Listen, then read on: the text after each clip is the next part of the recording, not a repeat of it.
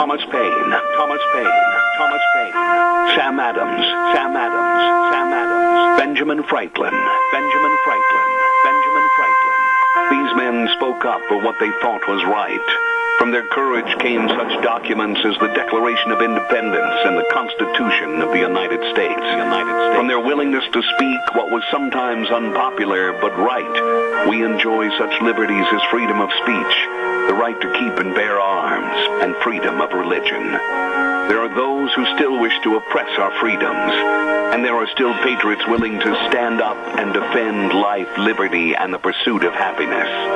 Men like Zeb Bell, who honor our founding fathers and what they stood for. It's now time for Zeb at the ranch, speaking up and defending your freedoms. Brought to you by Magic Valley Les Schwab Tire Centers and all of the other great advertisers on the program. And now, Zeb Bell. Here's a sign that was in Texas I have to share with you this morning. Texas coronavirus prevention. Wash your hands like you just got done slicing jalapenos for a batch of nachos. And then you need to take out your contacts. Morning, everybody. We got to get lighthearted about something. Here comes Kate Smith, and God bless America. Followed by a patriot, a real live patriot with our Pledge of Allegiance on a Tuesday. And a good morning to you and yours, Zeb at the Ranch. And, of course, we're brought to you by our major sponsor, your Magic Valley Les Schwab Tire Centers. All 7 locations serving you with a very safe, clean environment. And, of course, you know the best in tires. Along with our friends at Burley Physical Therapy and Rehabilitation at 1263 Bennett Avenue, Suite 2 in Burley, helping you get back to being you. Right now, let's go to the phone line and have our Pledge of Allegiance. Good morning. I pledge allegiance to the flag of the United States of America and to the republic for which it stands, one nation, under God, indivisible, with liberty and justice for all. Well done, my dear friend, and I appreciate it. God bless you. Have a wonderful day. Call back. And don't hang yourself out on the clothesline with only a minute left in the program. All right, thank you. I'll call back. All right, buddy. Hey, the weather forecast coming up right now. It looks like it's going to be a beautiful day, and the weather brought to you by K&R Rental at 256 South, 600 West of Hayburn on the Burley-Paul Highway. And don't forget, they've got all the best of tools and equipment for any task, any job, any construction project. I mean, they've got it all. And they've got people like Roger and the staff over there that absolutely can answer all your questions on the tools you need for both long and short-term rental. Get a hold of them today, 678-3122, K&R Rental. Here's Gina with the weather. Slightly milder temperatures as we make our way through the rest of this work week. Here's a look at your weather forecast. Sunny skies for today, high of 90. Just a little bit of a breeze at about 6 miles an hour. Tonight, nice and clear with the low of 57. Winds will be picking up just a little bit out of the west. About 15 miles an hour. Winds could gust as high as 23 miles an hour. For tomorrow, sunny skies, high of 94. Partly cloudy and 58 by tomorrow night. Then by Thursday, cooling down to 89. Looks like 85 for Friday and upper 80s for Saturday. That's a look at your weather for Zeb at the Ranch. Thank you very much, Gina. 66 outside the Zeb at the Ranch studio right now, and the weather again brought to you by our friends at K&R Rental. Good morning, Roger and the gang. They open up early in the morning to better serve you at 7 a.m. K&R Rental on the Burley-Paul Highway, 678-3122. Caller, you know the drill. I'll be right there with you. Stand by. I want to remind everybody, too, about Daryl's Cleaners. And Kevin and Cindy get there down about, they open the doors, I believe, about 8:30 in the morning. And, boy, these people really know how to take care of your clothes. Dry cleaning really elongates the life of your clothes, and they do the best of everybody. I guarantee you that. My shirts, my sports jackets, my Wranglers, everything, they do the job. Daryl's Cleaners, 1223 Albion Avenue in Burley. And a number to call if you have questions, 878-8900. Daryl's Cleaners, serving you.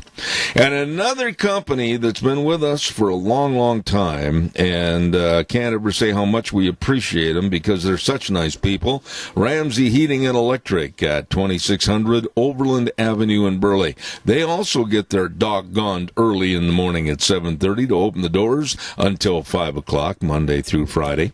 And they have all your heating, cooling, and electrical needs. And right now with these warmer temperatures, July going into August, and August is also starting off pretty warm, better make sure that air conditioner is working efficiently to keep you cool. They got all the air filters at Ramsey Heating and Electric. Almost 7 decades of service to you, 2600 Overland Avenue in Burley. Caller, good morning. Thank you for your patience.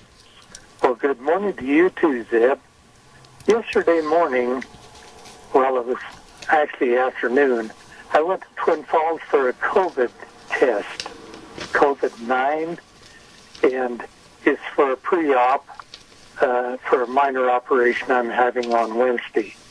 But the only reason why I'm bringing this up is I want people not to be fearful of this test. Mm-hmm.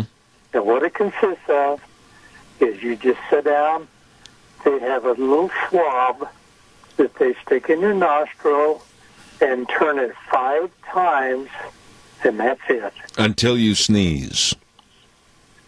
Well, I don't know why you would sneeze. Okay. I just, every time I've had something stuck up my nose, like a swab or a Q-tip or something like that, it only takes about 5 seconds, and I'm sneezing for about 5 minutes. Well, you know, the funny thing about this is the anticipation. Yeah. You know, we're fearful people if we don't want to go to the doctor because we don't want to hear what he's really going to say. Well, I don't think we should act like that at all, and I think I can speak from quite a bit of authority of having to visit hospitals and doctors almost all my life, and the same is true for my wife.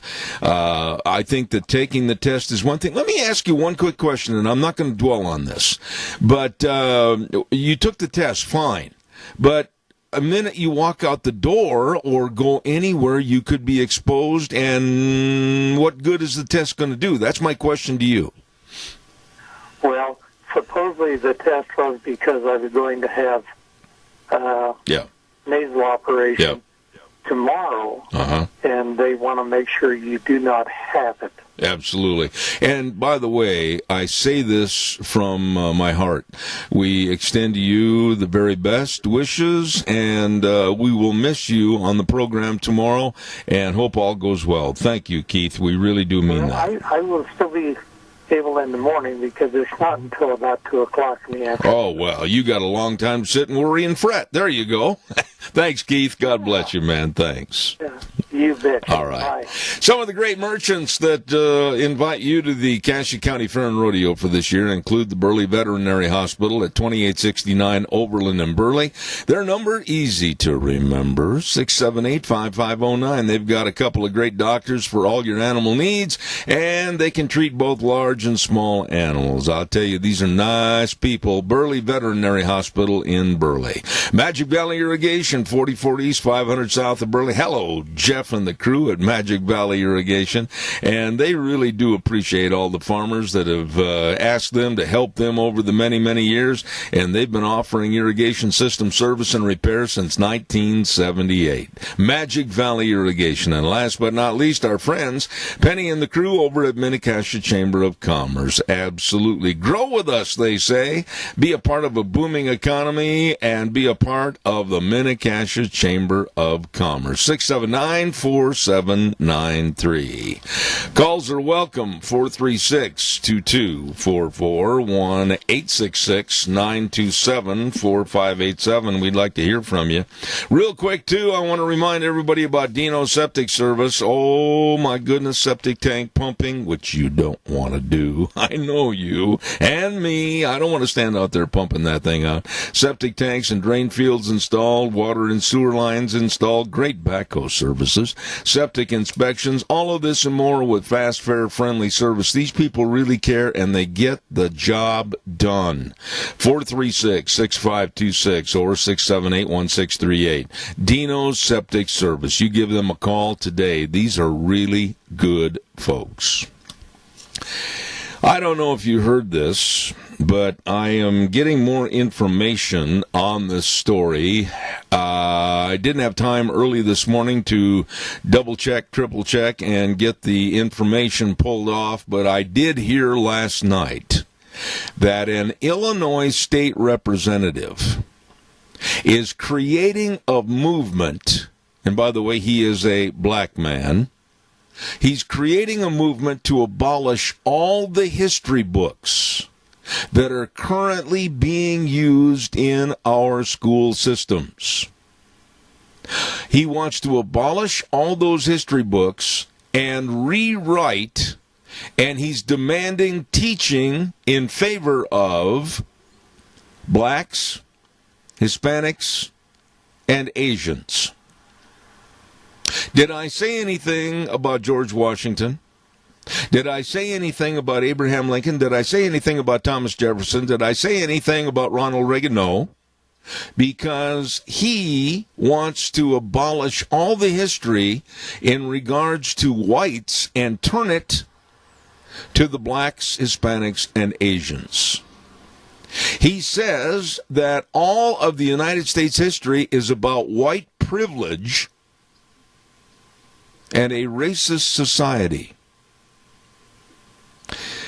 Very unfortunately, there are people, naturally, with this kind of a insane idea that are jumping on the bandwagon, and like I said, very unfortunately, this is gaining traction. However, there's another black spokesman that I listened to on television, and he said, no, absolutely not. We can add to our history, which absolutely I have no qualms about. There are individuals, circumstances, etc., that could be added to our history over certain events and happenings that helped enhance our history, but not delete the past. And that man is exactly right. Caller, I'll be right there. I've just got to say one good word about our friends at Denny's Restaurant. Oh, my, America's Diner. Breakfast, lunch, and dinner anytime, all the time. Pick up the menu and go, holy moly, how am I supposed to pick out what to eat with all these choices? Absolutely delicious menu choices. I'll suggest one for you if you want me to. If you're going in for breakfast, try the strawberry crepe breakfast. Ooh, it's good. It's good. Nice people serving you, too, at 611 North Overland in Burley, America's Diner. Denny's Restaurant, the home of Zeb's Lunch Bunch, and we urge you to stop in and see them today. Caller, good morning. Thank you for your patience. Well, good morning again. You know, this is called Brainwashing 101 because they want to wash away all of this history, and they'll write it the way they think it should be. Yeah. I can't understand why people in America, I don't care if you live in Chicago, I don't care if you live in New York, I don't care if you live in Timbuktu, down in New Mexico, or whatever it might be. I don't understand how anybody could ever say that we're going to rewrite, delete. We're going to delete, push the button that says delete, all about George Washington, all about Thomas Jefferson, the writing of our Constitution, the Revolutionary War, and the fight for our patriotism in this country. To me, to even think that that's getting a slight bit of traction is really scary. You know, I would compare it to the people in the East, like New York, who think milk comes from the store. They have no reason to believe differently. Well, be real careful, Keith, be real careful in your definition of New York. Be real careful because that would be a misstatement. The people in New York City, it might be more attributable to, but not New York State, because New York State has excellent big farms and dairies, and there's a lot of agriculture in New York State. I retract my statement. Okay, I'm not trying to pick on you, but we don't want to say New York in general because that state has an excellent agricultural program with a lot of farms and dairies, etc., and I don't want to hang the loop on their neck when really it's New York City and the city dwellers that cause most of the problems. Yeah, because most of these people that live in New York City proper would never have exposure to anything outside of going to their apartment or going to the grocery store. Well, look at Alexandria Ocasio-Cortez. Your point is well taken.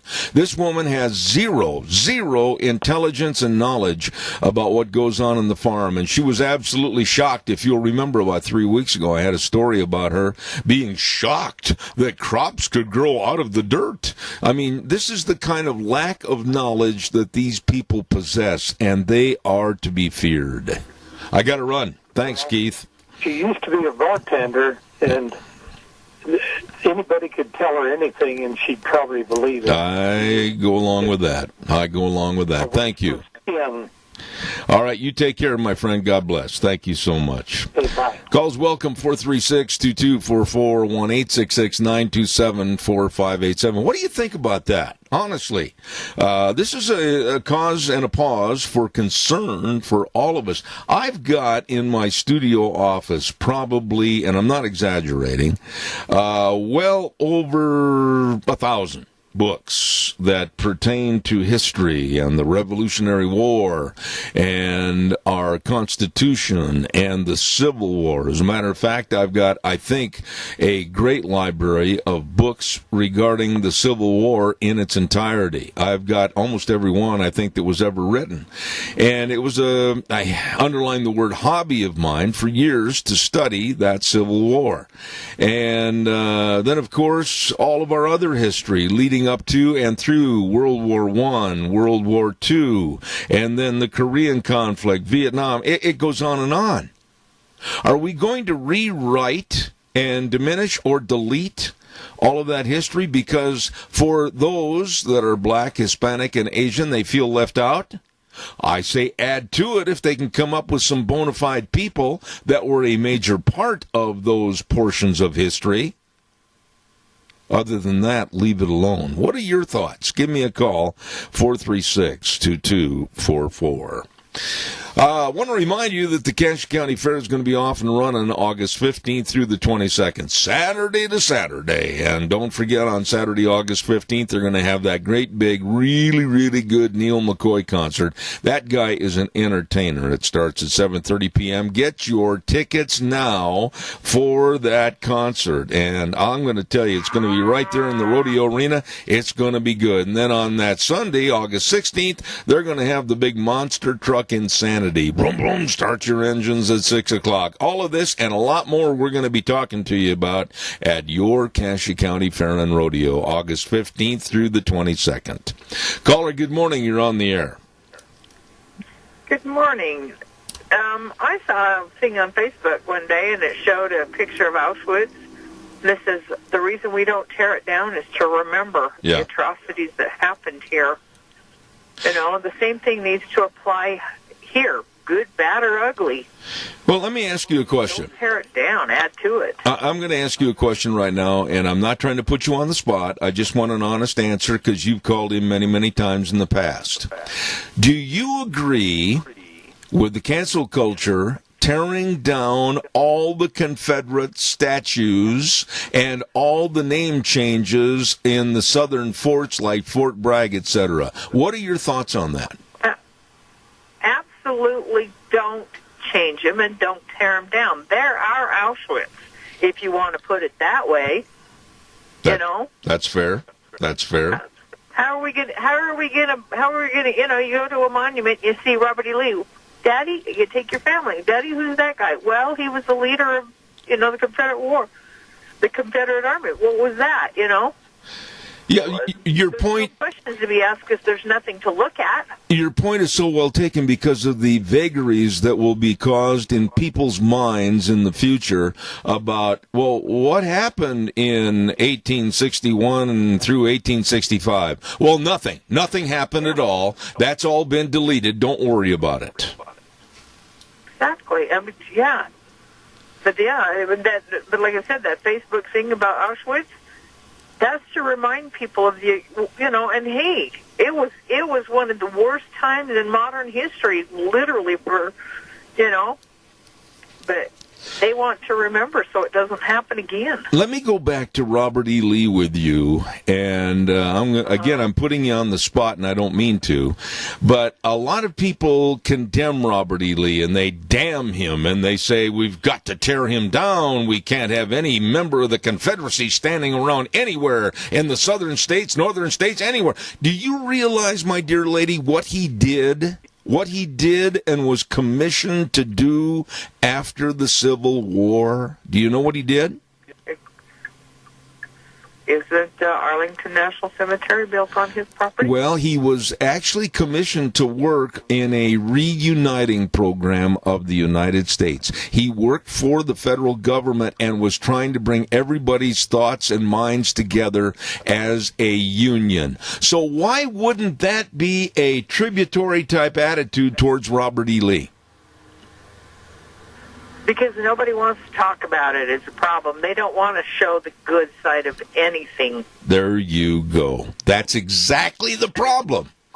And you know what? Doesn't it kind of hit you as strange that all the cancel culture, whether it's the monuments or we got to burn this and we've got to get rid of that, we can't have that anymore. None of this happened during the Obama administration. Not 1 second of it. Well, and here's the thing. My opinion is they don't care what happened. They just want to destroy. An example of that is the 54 Massachusetts Volunteer Regiment. They went and defaced that, desecrated that monument without any idea what it was all about. Yeah, but there is your key to the problem. These are stupid people doing stupid things. And they just, all they're about is destroy, destroy, destroy. And you know who else is at fault for this? You and me, because we're not stopping them. Exactly. God bless you for your call. Thank you. Thank you very much. You're welcome. Thank you. Calls welcome, 436-2244, 1-866-927-4587. Later this morning at 9:30, we're going to have Governor Little on the program, and I'm not going to take any outside calls until I get some of the main things I want to covered, and then we'll open up the lines. But, you know, we can't have a cancel culture anymore. This is lunacy, and I blame us for allowing it to happen. I think when those kooks and crackpots started tearing down the very first statues, and I know I'm going to sound like I'm advocating violence. Maybe I am. I think a whole bunch of citizens should have got 2x4s and whatever and went down and said, no, you're not going to tear this statue down. We're going to leave it up for that community. We're going to leave it up for history. We're going to leave it up to remind us about our past and how we've grown since. Leave it alone. But we didn't do that. Calls back are welcome at 436-2244, 1-866-927-4587. Please, don't weaken on this. Let me hear what your thoughts are, because I'm absolutely adamant that when we let crackpots, and I consider this guy in Illinois a crackpot, say that they're going to delete and abolish all the history books that are currently being taught, and we're going to burn them. We're going to get rid of them. Ooh. Shades of Nazi Germany. Don't forget Snyder's Surplus at 116 South, 200 west of Rupert. And Leland and I talked the other day on the phone. He's got everything over there. He's got all the storage cabinets for your big tools, and it's like a big toolbox, only bigger, and lots of storage. And I'll tell you what, you can be really organized. Maybe I better get one for this office. That's not a bad idea. They got all the porta-cool swamp coolers on wheels and the big shop fans. Stay cool, stay cool. Get a hold of Leland at Snyder's Surplus, 116 South, 200 west of Rupert. I mean, you go in there and you're going to absolutely just stand there and your jaw's going to drop saying, where do they get all this stuff? They've got it all at Snyder's Surplus, 116 South, 200 west of Rupert. You stop in and see them today. All right, come on, callers. Let me hear what your thoughts are on this. And, by the way, many are...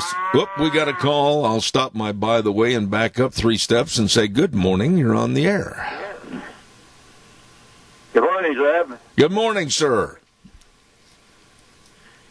Zeb, Hitler tried burning all those books during prior to World War II, and they ended up losing the war. Now, this guy that's trying to burn all the books has got a lot of us teed off. And I'll tell you what, he's going to keep shooting his big mouth off until there's going to be a big revolt against what's going on in this country. I hope so. And I say that with reservations because I know I'm going to get yelled at by certain liberals and Democrats in this area. But I'm telling you, yesterday on the program, and Tony, you've opened up the information right now on this. Yesterday on the program, a gentleman called me and said, would you please put on your program Paul Harvey's If I Were the Devil transcript that was written in 1965 and how it's applicable to today in 2020. So I'm going to do that tomorrow during the first hour. And it's absolutely scary as to what's going on in this country, as was said by Paul Harvey back in 1965. And boy, we the people of the United States had better stand up, take stock of the situation, and quite frankly, picking up some pitchforks and 2x4s because we're going to need them. Oh, I think it's going to happen. There's going to be a big revolt. Donald Trump has done all the guy can possibly do to create a better atmosphere for the black people in this country. And that jerk, and I'll call him a jerk, is trying to set back the movement that Donald Trump has set up. Well, yeah, but Tony, there's more than... That's to increase the awareness of the black people and to elevate their position in this country. And this guy is going to stop all that. Yeah, well, let's not just limit it to one jerk. There's a whole herd of jerks that are absolutely out for the destruction of our country, our moral values, family values, everything. And this just adds more fuel to the fire to think that he would come out as an Illinois state representative and call for the abolishment and the ruination of our history books and a rewrite. I mean, it's nincompoops like this should never be allowed in public service in the form of politics. He's too dang dumb. The Dragon Lady is really impressed with this guy. Yeah, no kidding. Tony, it's always good to hear from you. God bless you and Mary. Thank you so much. Okay, bud. All right, take care. Many are saying that Susan Rice is at the top rung of the ladder as perhaps the VP choice for Joe Biden, perhaps. Well, a couple of days ago, we thought it was Kamala Harris. Then there was also talk that maybe it would be Karen Bass. You know, it seems like they're playing, rally around the rosebuds here a little bit. But yesterday on the program, my dear friend Rick Manning back in D.C. brought up, I think, some absolute sound policies as to why it may not be any of the above mentioned, and that it may be Michelle Obama. The party knows, the Democrats know, they made a tremendous mistake with Joe Biden. Should have never gone this far. The man's not capable. The man has no mental capacity or awareness to be the president of the United States. He is a shell of a man. Argue that if you will. So they're looking for someone that's going to try to take over naturally if Biden does get elected, God help us all. And I'm not so sure that you can put in the discussion Susan Rice, that is a liar and a conniver, Karen Bass, that has absolutely said praises about Fidel Castro and her attitude in the past. And then, of course, you've got Kamala Harris, that I don't know how anyone could respect her if she ever did achieve not only the vice presidency, but also the presidency. Caller, good morning. You're on the air. Yeah, is this still okay to talk about rewriting history? Well, go ahead. You're started. Go ahead. Okay. In Corpus Christi, Texas, there's an aircraft carrier, just like the one I was on. And anyway, we had an opportunity to go to that, and my wife could see how I lived and everything for 3 years. Now, do they want to do away with things like that? So that's just not history anymore? That's not a statue, but it is a symbol of history. You know, the end of this story doesn't have an ending, because once you start down that path of eliminating and destroying and abolishing history, where do you stop? I mean, or for that matter, where do you start? And these nincompoops like this Illinois state representative and others that are teaming up with him, the only reason they're doing this is because they want to take away what supposedly white people have as far as white privilege, and they want to have a new racist society held in power by them. Absolutely. That's a good analogy of it, and it's straightforward, and it's the truth. But these people are not interested in the truth. That's exactly right. I really fear, Keith, you and I are getting a little long in the tooth and gray in the hair, and I fear for not the following generation, but the generation after, our grandkids. I fear for them and their future children.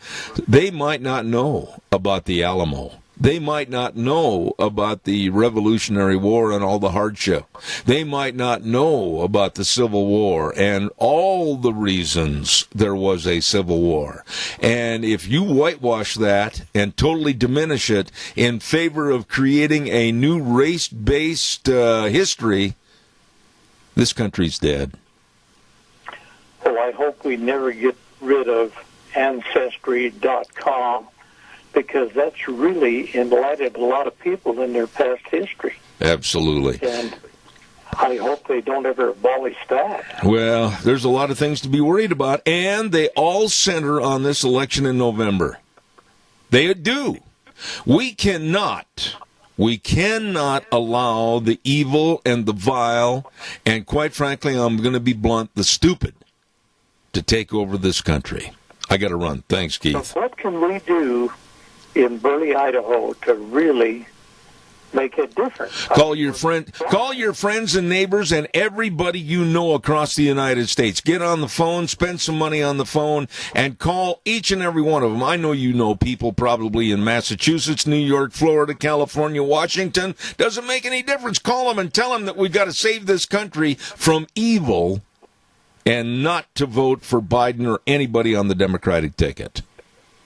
You know, it's interesting that you bring that up, because we have some friends that live in Illinois. It's called Wayne, and it's just out of Chicago, and I call them every once in a while, and they tell me the real truth of what's going on there. Well, then call them back and say, listen, we need your help. I would say this way, we're just calling because we need your help. We're very concerned Americans for remaining Americans with the ideal of our Constitution and our values, and talk to them.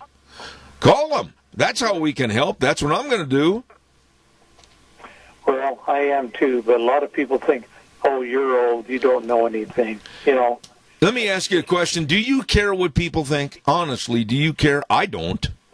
I don't care what people think. In business, yeah, but I don't care. I'll tell you something on the radio that you may not want to hear. Yeah, but you see, that's where the honesty has got to come in. I don't care what other people think of me. I'm going to be blunt and honest. If they don't like it, they've got a great opportunity to flex the muscles in their thumb and their forefinger, and they can turn off the radio. Right. And always remember, the truth will set you free. Got it, buddy. Thank you very much for your call. Appreciate it. Thank you. Bye. Don't forget Barry Equipment and Rental Sales, Service and Parts, 159 West Highway 30 in Burley. Oh, good people. Good people. I mean, that crew over there, they know what's going on. 465 Addison Avenue West in Twin with Eli and the Nampa location.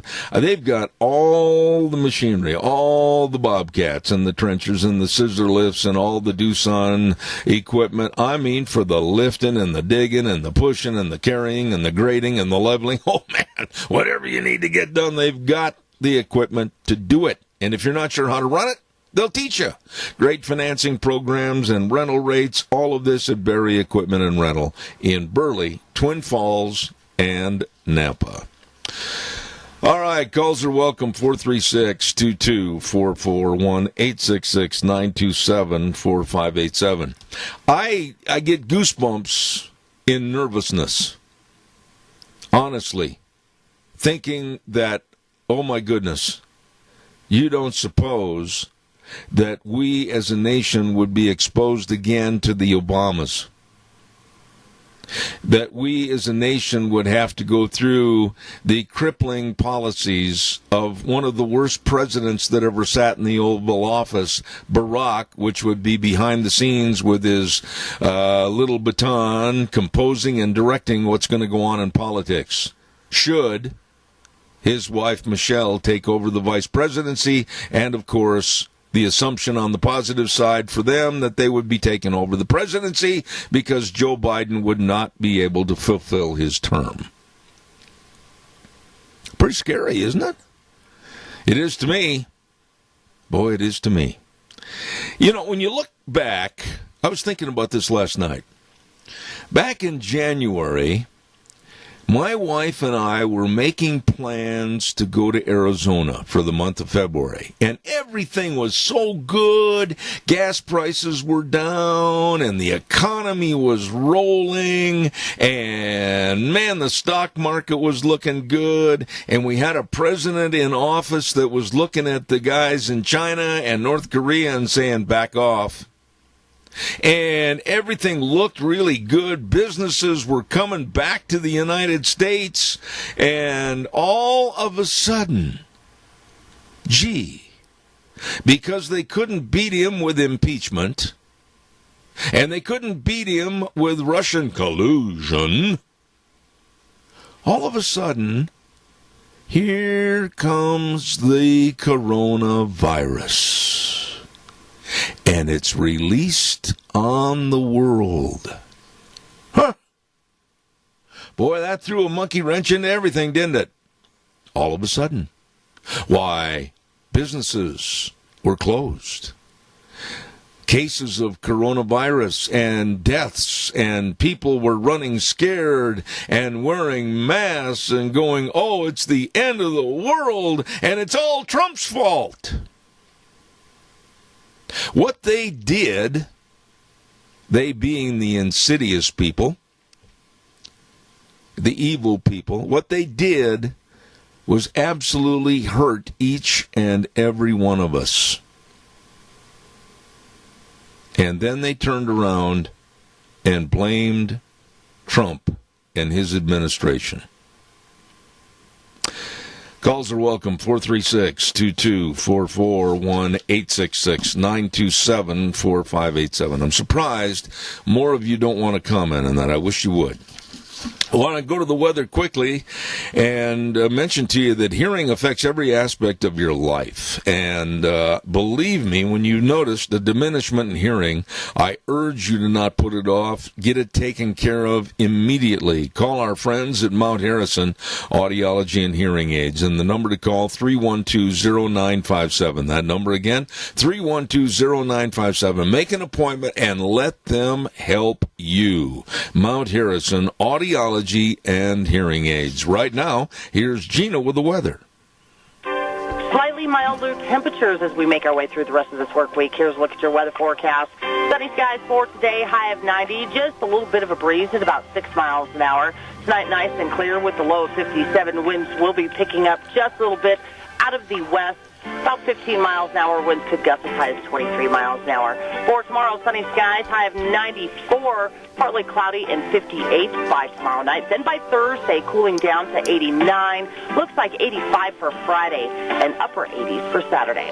That's a look at your weather for Zebeth. Oh, Gina, thank you very much. And the weather brought to you by our friends that are moving. They're not moving far. They're just moving to a larger space on the Minidoka Memorial Campus. And that's, of course, Mount Harrison Audiology and Hearing Aids. Call them. Make an appointment, please. They are the best at what they do. 312-0957. All right, calls are welcome and appreciated. 436-2244, 1-866-927-4587. One other story I want to get on here real quick.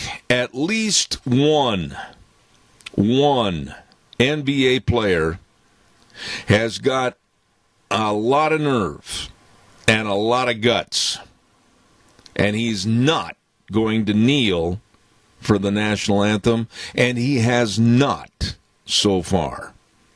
And he is not going to wear a Black Lives Matter t-shirt. I'm talking about John Isaac. And John and his jersey, as a matter of fact, because people have seen that he's got guts. He's a very brave young man.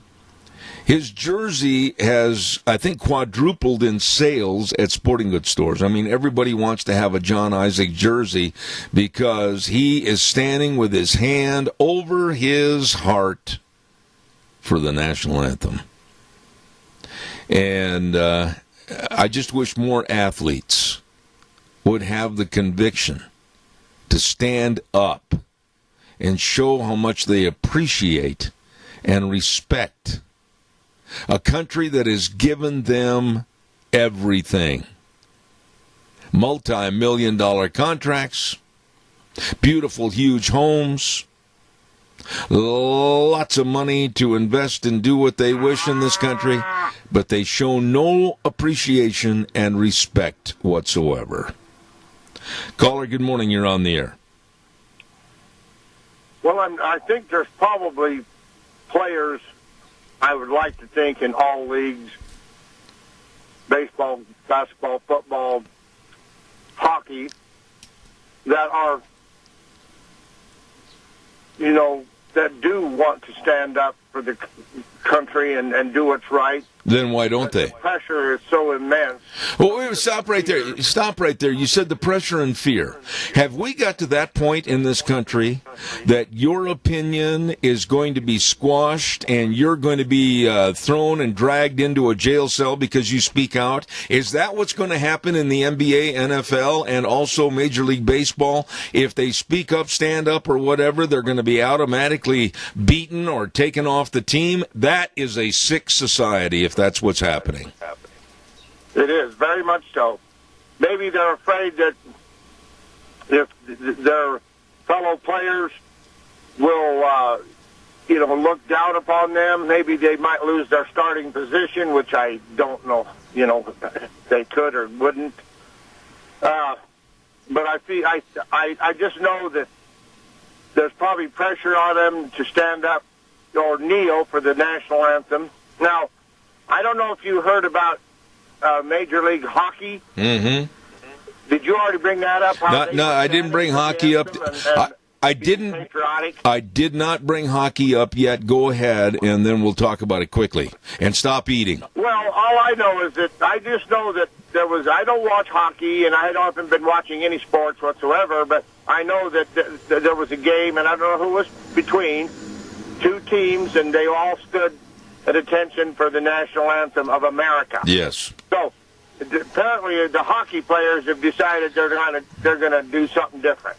Let me tell you something.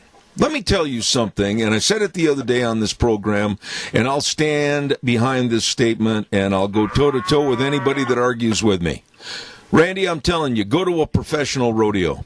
Go to a PRCA-sanctioned rodeo, and you tell me that you have not seen some of the most patriotic events you've ever witnessed. I mean, when that flag comes in, they're all standing. They're standing there for that prayer. And when they sing that national anthem, I don't care if you're talking about Belle Fourche, if you're talking about Weatherford, Texas, I don't care where you're talking about. These cowboys are going to be standing there with their hands and their hats over their hearts. That's something to be proud of.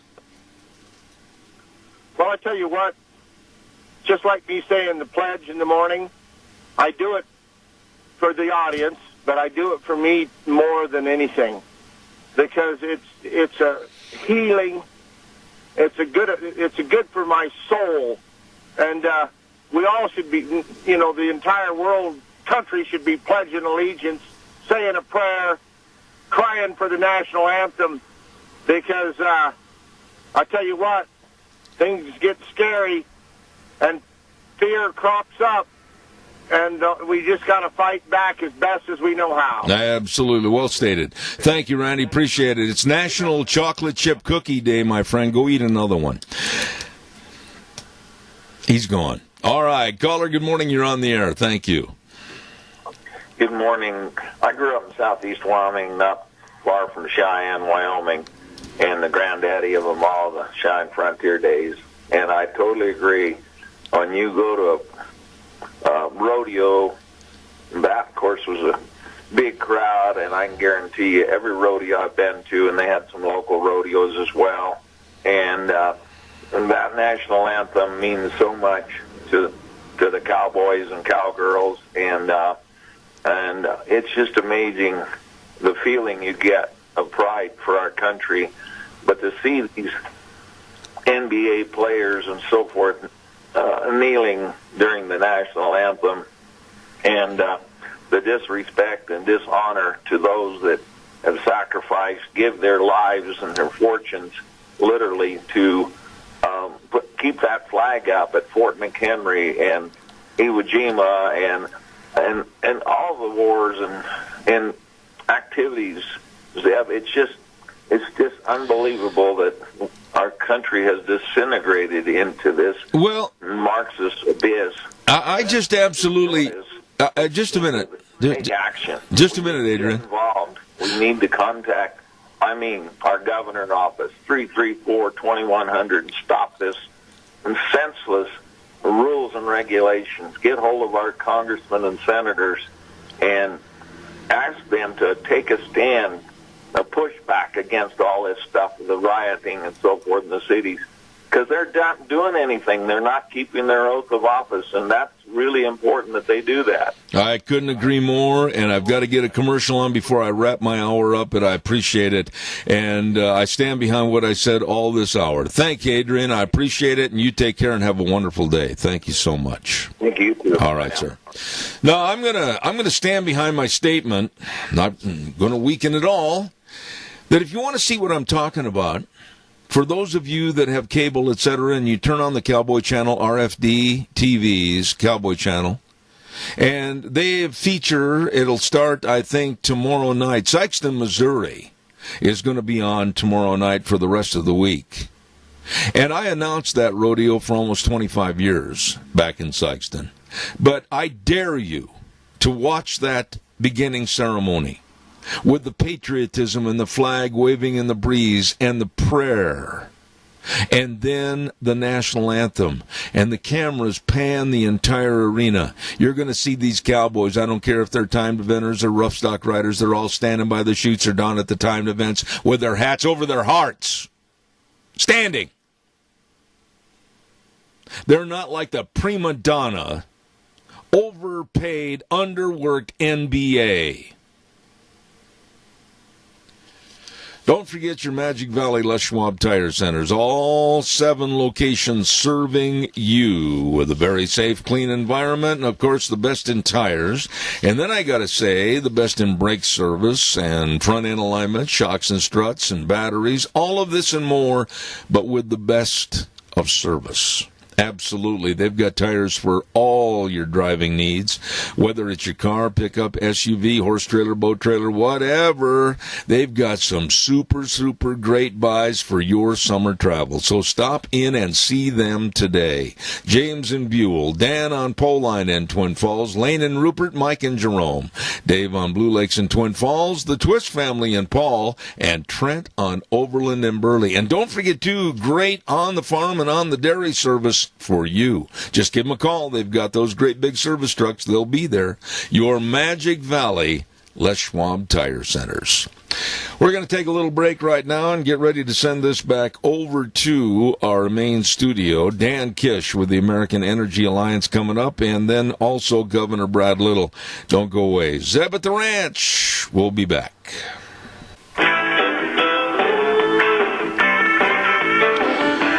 Oh, goody. Here we go, hour number 2 on this Tuesday, August the 4th. Already? Holy moly, it's going by fast. Zeb at the Ranch brought to you by our major sponsor, your Magic Valley Les Schwab Tire Centers, all 7 locations, serving you with a very safe, clean environment, and, of course, the best in tires. And our friends at Burley Physical Therapy and Rehabilitation at 1263 Bennett Avenue, Suite 2 in Burley, helping you get back to being you. Right now, let's listen to this good word from our friends at Western Waste. From the canyons of the Snake River and all across southern Idaho, we're all at your disposal. Western Waste Services, we care about our community, our resources, and this free land. Western Waste Services is lending a hand, always at your disposal.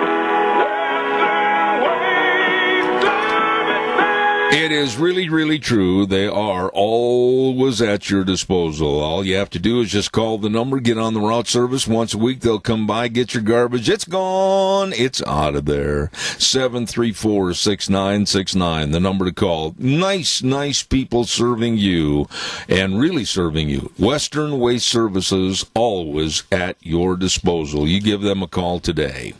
Want to remind you, too, about our friends at Burley Physical Therapy and Rehabilitation and also Elite Fitness. And I'm telling you, Nick Greenwell has hit it out of the park with 2 of these great businesses, Elite Fitness at 1200 Oakley Avenue in Burley, caring for your fit self, and then also Burley Physical Therapy and Rehabilitation for the recouping after surgery or an accident. They've got the best of physical therapists that know all the exercises and the use of the hydrotherapy pool. Oh my. They're located at 1263 Bennett Avenue, Suite 2 in Burley. I'm talking about Burley Physical Therapy and Rehabilitation, along with Elite Fitness at 1200 Oakley Avenue in Burley. One more quick note before I have to go. I want to remind everybody that our dear, dear friend Joel Heward, oh boy, I just think so much of their community involvement and the way they have been just absolutely always there to help out with a smile on their face and helping families in a time of need with very flexible hours. They're there to serve you. When a loved one passes away, they're there with absolutely providing the families the best possible support and comfort. And always remember this, upholding the highest ethical standards with unquestioned integrity. Hanson Mortuary, 710 6th Street in Rupert. Number to call, 436-5636. Don't forget, 436-5636. And Joel Heward also serving you and your family at Morrison Payne Funeral Home on East Main in Burley. Tuesdays mean that I get a chance to talk to a dear friend back on the East Coast, and I have the utmost of respect for him and what he has to say about energy, or the lack of. And I introduce him now with the American Energy Alliance, my dear friend Dan Kish. Good morning, sir. How are you? Good morning, Zeb. I'm well and hope you are as well.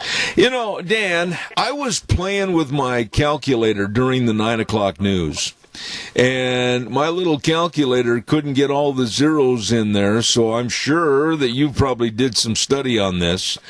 But if the government elects Biden as president, God help us all, and they put Alexandria Ocasio-Cortez in as the energy czar, and they start forcing America to get rid of their gas vehicles and demand that they go electric. And let's say that both the husband and wife have to work and they're going to have to get 2 new vehicles, and we'll round it off at $40,000 apiece or $80,000 for 2 vehicles times, and we'll only use 300 million households. Help me, I can't get enough zeros on the program as to what that's going to cost the American consumers. Well, Zeb, I don't know how many zeros that'd be either, to be honest with you. Nobody does. I mean, it's just this is pie in the sky stuff.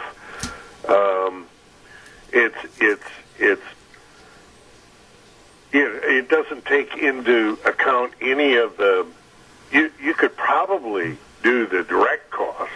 You could probably figure out what that might be, provided that we had an economy to support it. But that's a big providing, because one of the things that happens as you make energy more expensive is you lose more and more jobs to places where they have more affordable energy. That's just the way it works. That's one of the large input costs.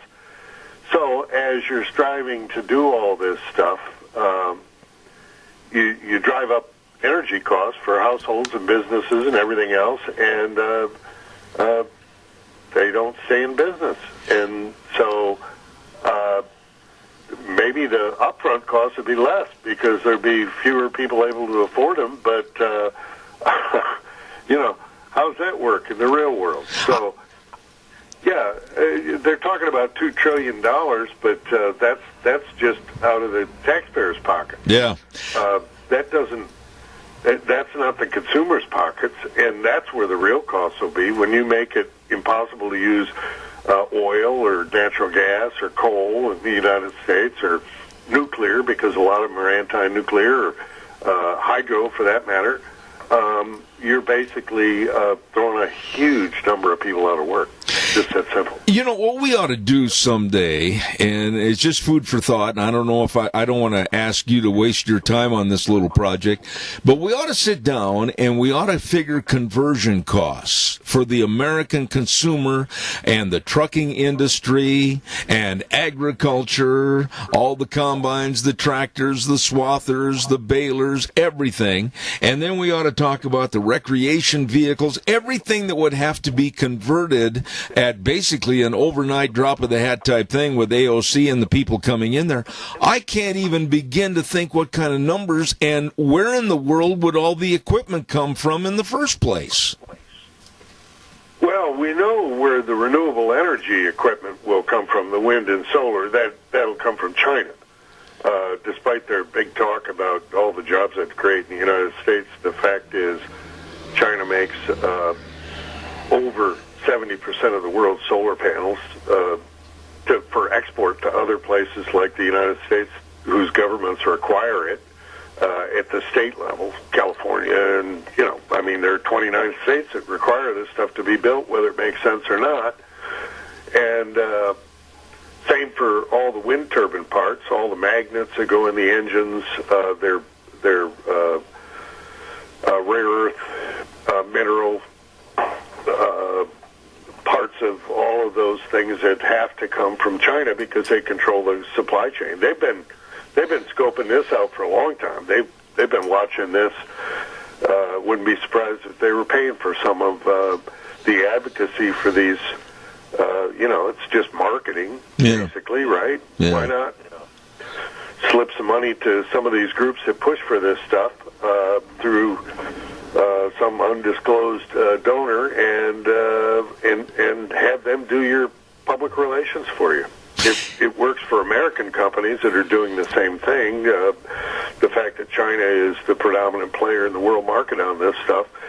So they make a lot of money, and they do it using lots and lots and lots of coal and oil and natural gas, and we're stuck here playing the fool being forced by our governments to buy it. Yeah.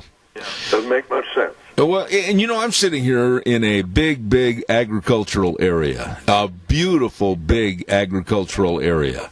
And I think we're only second to like the San Joaquin Valley out of California. The Magic Valley is absolutely enormous with all the potatoes and the sugar beets and the beans and the hay and the dairies and everything else.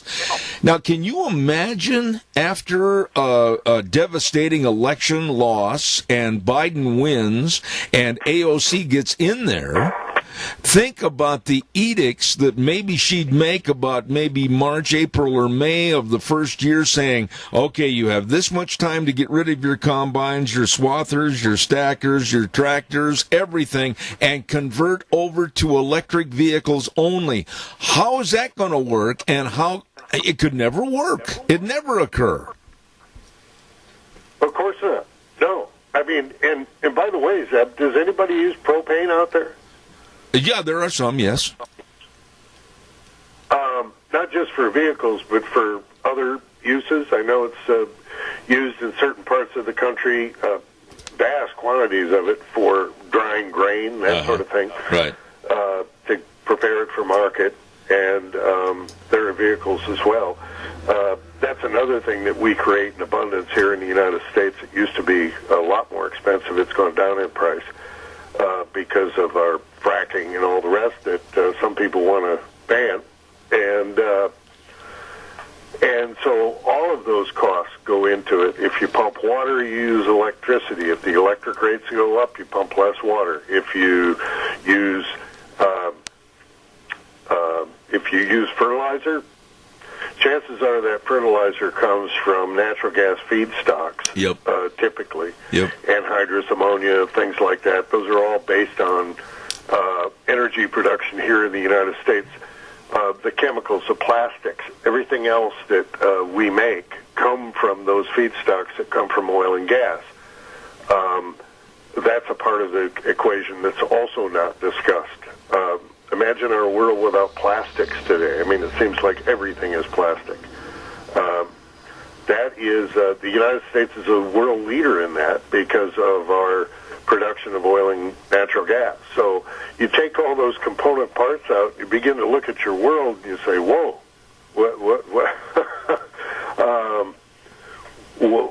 what's going on here? And who thought this up?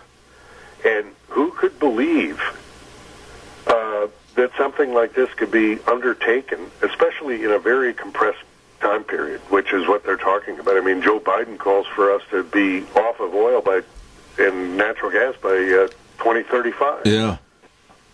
You know, Dan, I'm sitting here and I see that America, and I'm very proud of what we do in agriculture, and we literally feed the world, and the American farmer and rancher, the most precise and concise people in the world to deliver the best and safest products to the grocery shelves.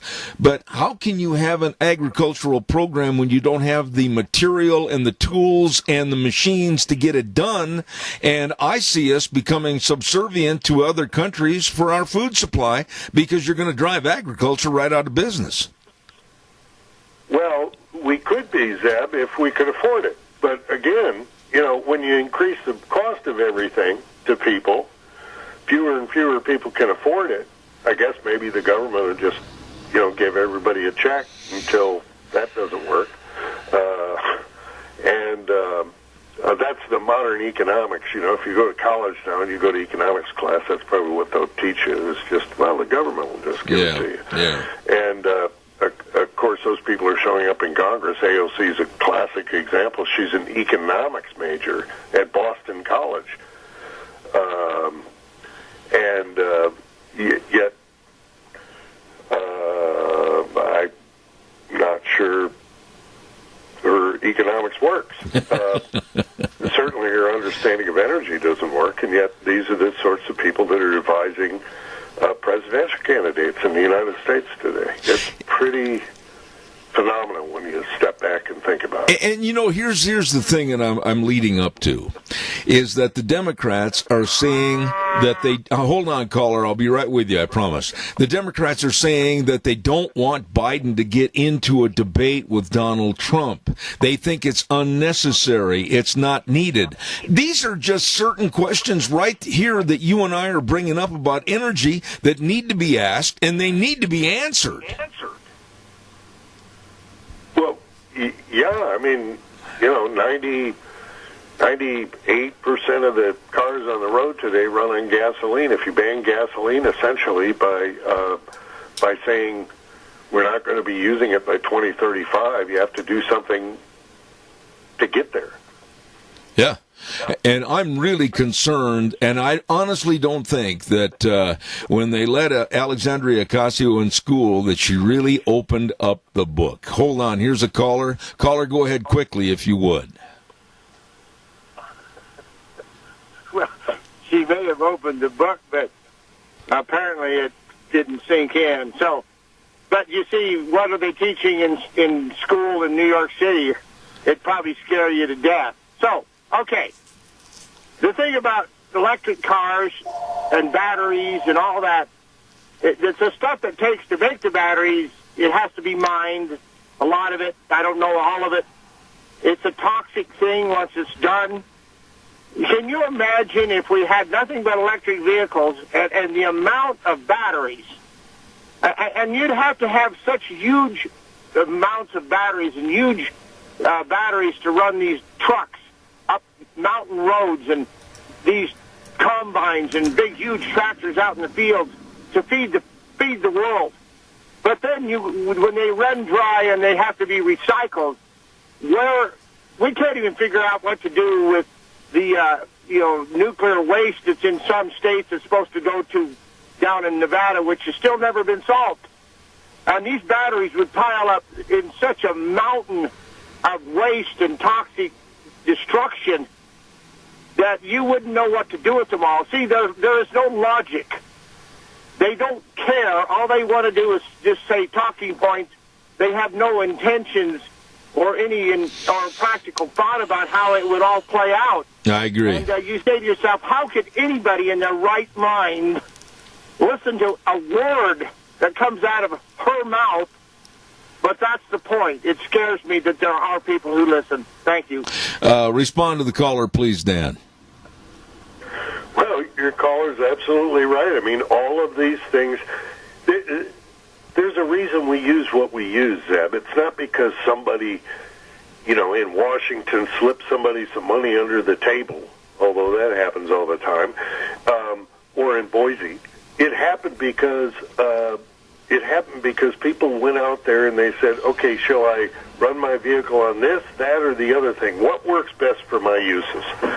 And that's why they did what they did. They didn't have the government telling them, you have to buy a gasoline car, you have to buy a diesel truck, or you have to get a combine that runs on this. That's how we built the system. A bunch of millions of Americans making decisions on their own, independent, God-given rights of Americans to make those decisions themselves. And what they want to do is collectivize everything. And that's an important word for these people because that's essentially what they are. They're collectivists. And we kind of know what that is. There's a history of that in the world. And when they all think they're smarter than the people that have to get up every morning and before the dawn and make their livings and fight the elements and everything else, when they all think they're smarter and they can sit in Washington, D.C. or in Boise or in wherever and make those decisions for all of us, and we're just supposed to line up and take their orders, we're in trouble. We're in trouble.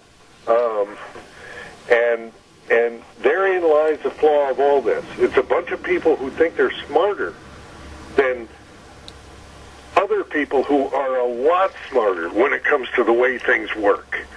And that's the dividing line. They just think because they went to college in Boston or something that, by God, they're smarter than everybody else.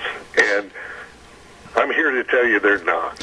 Dan, how do we, and the word we, I'm going to use again in just a moment, how do we stop this trend? How do we absolutely say no? The first three words of our Constitution, we the people. We're not exercising the power of the people, I don't think. We've become too lazy and too blasé, and we're letting people like AOC take over. What do we the people do? Well, I mean, it's always about exercising your God-given right to express your opinion in a representative republic, which is what we've got, and watch what your politicians do. You know, at the state level as well as at the federal level, and make your decisions accordingly. Do you think that person, just because they're silver-tongued and can spew a bunch of garbage out of their mouth, know anything about the way to make things work? Or are you better off in a system that allows you to make the right decisions for your family, for your business, for your land? And ultimately, that's what it's all about. It's power to the people, back to the people, the way our founders intended. They didn't intend for some big, huge octopus in Washington, D.C. to reach its tentacles out and touch every aspect of our life the way they're pushing for now, because they assumed that people had these God-given rights and that they should exercise them. Absolutely. Dan, real quick question and short answer. What about, I'm in the Intermountain West. You're back on the East Coast, if you will. What are the attitudes of people that you know, like at the grocery store or the gas station or wherever? Are people becoming more aware that they cannot go with a Biden and a Democratic-led society? That's a good question, Zeb, and I couldn't... I mean, certainly in Washington, D.C., where I typically am, I happen to be in rural Virginia now, and it's much different here. I think their views align much closer to yours and the people in the Intermountain West. But when you get into an urban area, when you get into a city where you get into that, and especially Washington, D.C., those are lost causes. Oh, my. Forget it. You know, they watch a steady diet of MSNBC and CNN, and that's all they get. That's all they care to get. They read the Washington Post and New York Times and think they know it all, just like the people who write those things. But in you know, the vast proportion of the real estate of the United States, there is common sense. There's a belief in God and family in America, and the right of individuals to make those decisions as opposed to the government imposing its will on us. Absolutely. My dear friend, Dan Kish, American Energy Alliance. I always look forward to a little chat on Tuesday mornings. God bless you, my friend. Stay cool. Have a good day, and we'll talk to you next week. Thank you, Zeb. All right, buddy. Thank you. Dan Kish. Really appreciate his time on our program.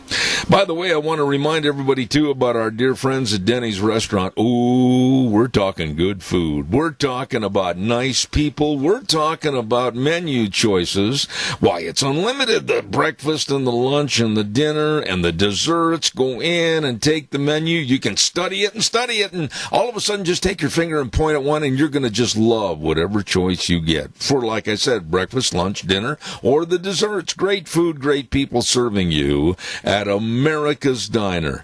Denny's Restaurant, 611 North Overland in Burley. And they've got another one at 291 Pole Line Road in Twin Falls. Remember, great eating and nice people serving you at Denny's Restaurant. Want to remind you, too, about some other good folks that are serving you, and that's our friends over to Let's Ride. Oh, get your motor running. I'm telling you, they've got all the side-by-sides.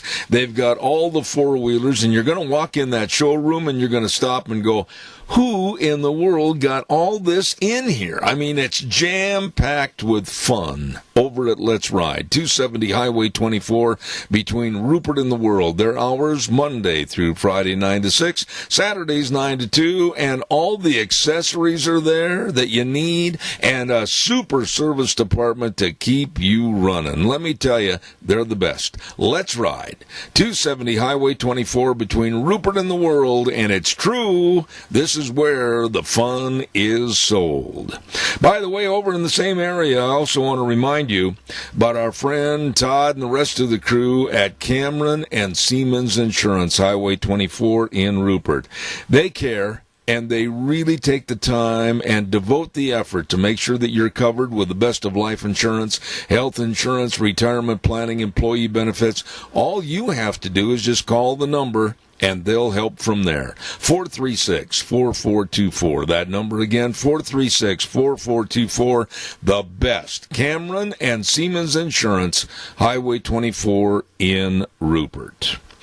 Let me check over with my dear friend Sean. Is the governor on the line? He's on the line. I appreciate it, Sean. Thank you very much. As has been the custom over the last couple of months, we've been blessed to have Governor Brad Little come on our program occasionally and discuss what's going on or not going on within the state of Idaho. And we say good morning, Governor, and thank you for the time here this morning. Hey, good morning, Zeb. How's everything over there? Well, nice warm weather, and I'm going to ask my engineer if he can cut back on the feedback just a little bit, and then we'll be ready to go. I want to get right into things, Governor Little, and I want to talk to you about the status. I know you're going to have a Thursday news conference on the stage 4 for the coronavirus, etc. Is there anything you can share with us right now? Well, it's some good and some bad. We got particularly Canyon County and Twin Falls and Minidoka and Cassia County. In fact, the numbers there aren't what we'd like to see. Ada County, the numbers are getting quite a bit better, but out of my 44 counties, I've got 17 counties that have less than 5 cases per 100,000 population. Well, that's not very many in a lot of counties, and that's a good number. But we've got other areas where we're concerned about significant community spread. Governor, what would you attribute to the higher numbers in those respective areas as compared to some of the others? Well, as we continue to do what health districts do, which is contact tracing, we know that almost all of them come from events, either a crowded bar or restaurant or a family event or a big event. That's where the spread really spikes up. You know, we can't. There's no way that we can, given the global and the nationwide presence of this, that we can stop it clear out. But we have to manage it, and it's those events that make it harder to manage. Let me play devil's advocate with you a little bit, Governor, and you know this is true because you're in the ranching business and you're also sitting in the chair being the governor of the state.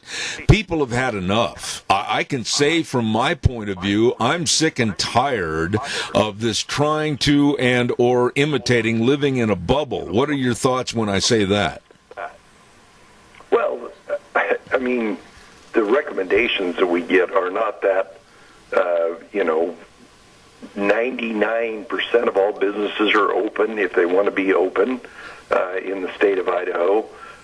Big events can happen in most areas if they modify their behavior a little bit. I don't like it, but if we don't do that, I can't get my kids back to school. People will lose faith in the economy, and the economy will go backwards instead of forwards like it is right now.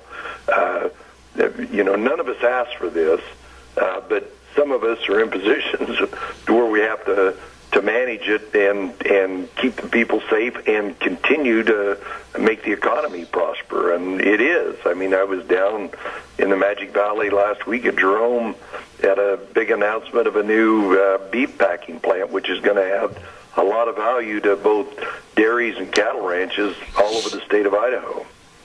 You know, Governor, you just said something that none of us asked for this. Absolutely not. It was released upon us by a laxity in the Chinese government.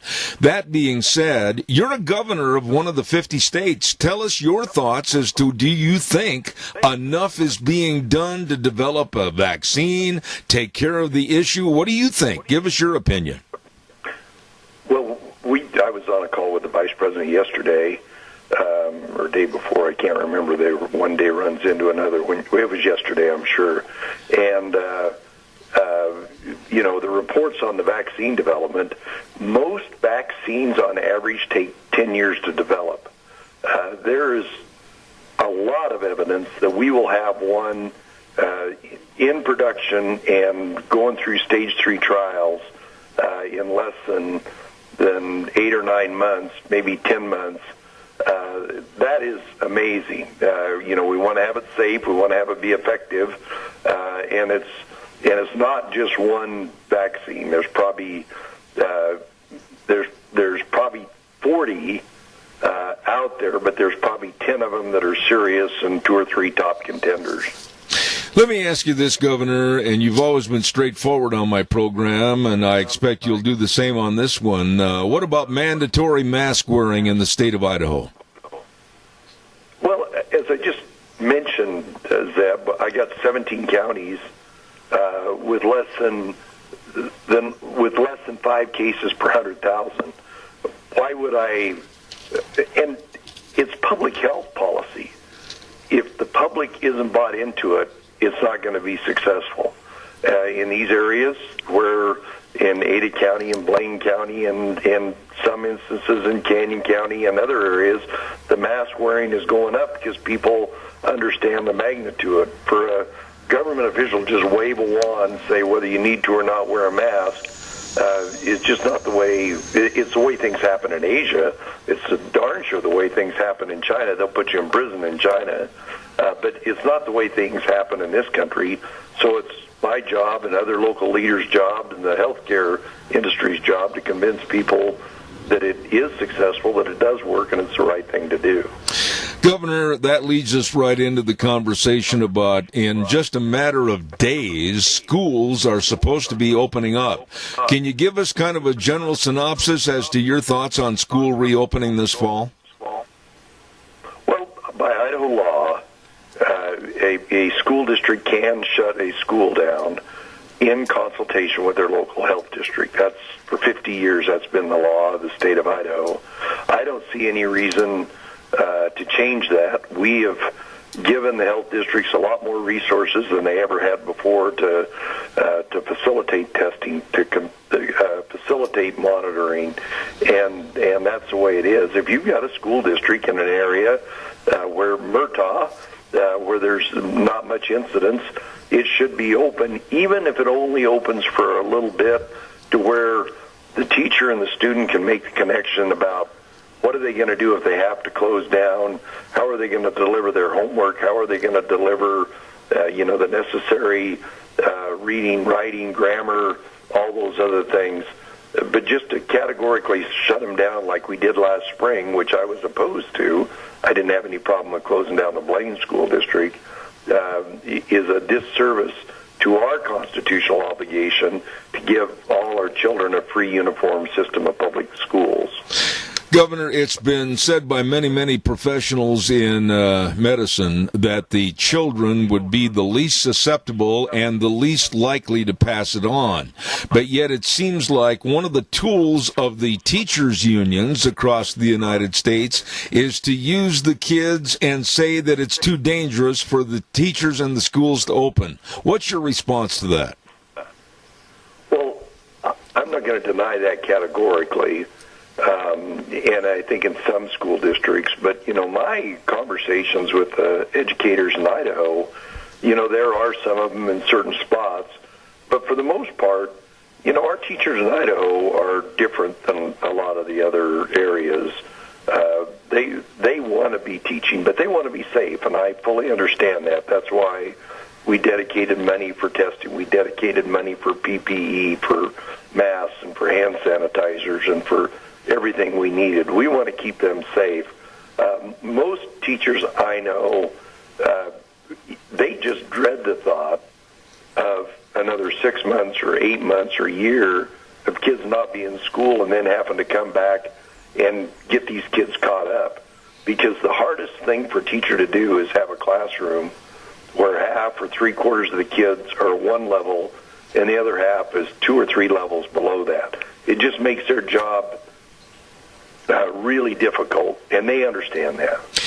We're going to say to our listeners that we'll take 2 or 3 callers with questions at this juncture, and I'll ask the governor another question at this point. Let me ask you this about business in general in the state of Idaho. How has it been affected percentage-wise since March as far as the negativity of not really being in full force? How has it hurt our economy?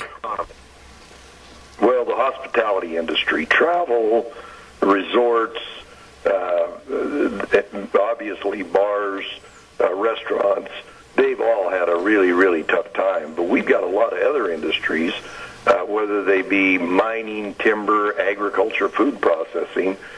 Some of them are, we got record high cheese prices. We got record high milk prices. So it's very mixed.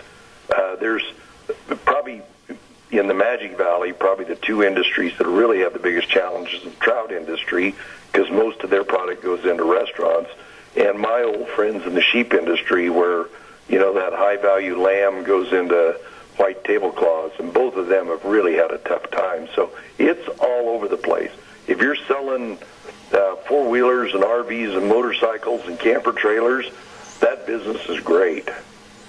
What about the tourism business? Do you see this as maybe a one-bullet Barney to where we get the coronavirus under control and it may come back next year?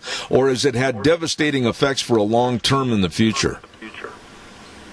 But I think the answer is both. There's some of the, whether they be restaurants or resorts that have kind of adapted their model a little bit. Other ones, those people for the most part work on a very thin margin. That's one of the things that I didn't do in Idaho that most governors did. I think the vast majority is limited capacity in restaurants and bars. I know how tough the restaurant business is. 9 out of 10 restaurants, new startups, don't even make it through the first year. And when you tell somebody they can only be at 50%, it's absolutely devastating. And so that's why we didn't do that in Idaho. We gave them direction about how to keep their patrons safe. But in most states, they put a limitation on only 75 or 50% of capacity.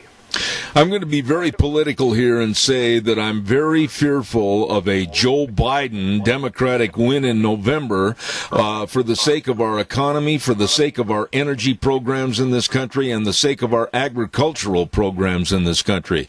What are your thoughts as a Republican governor from Idaho?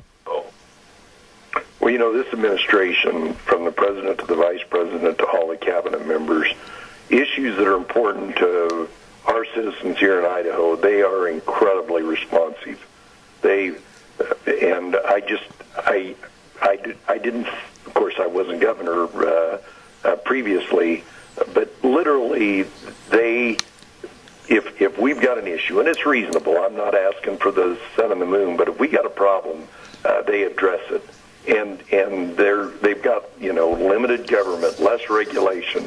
That's where the president and the vice president and I have spent a lot of time in that area of reducing regulation and making telehealth available, which is, the president talked about it yesterday. I talked to the vice president yesterday about it. That's just been incredible. That's going to lower the cost and increase the accessibility all over Idaho. So. Absolutely. When you hear the moo of the cow, Governor Little, it means I have a call on my program. And caller, I'm going to ask you to be very succinct. Go ahead with your question, please, quickly. Yes. Governor, I'm proud of you by leading this open at restaurants. Yesterday I attended Olive Garden in Twin Falls.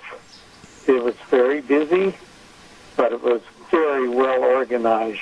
And I think most restaurants will conform with that if they're given the chance. All right, caller, I'll have the governor respond. Go ahead, please. I don't know how a restaurant runs at 50% of capacity. They're all set up to, on the weekends and on evenings and on good days to capitalize on their customers. And I think it's a slow death if you limit that. And of course, I think people will patronize restaurants where they feel safe, and that's part of the American way.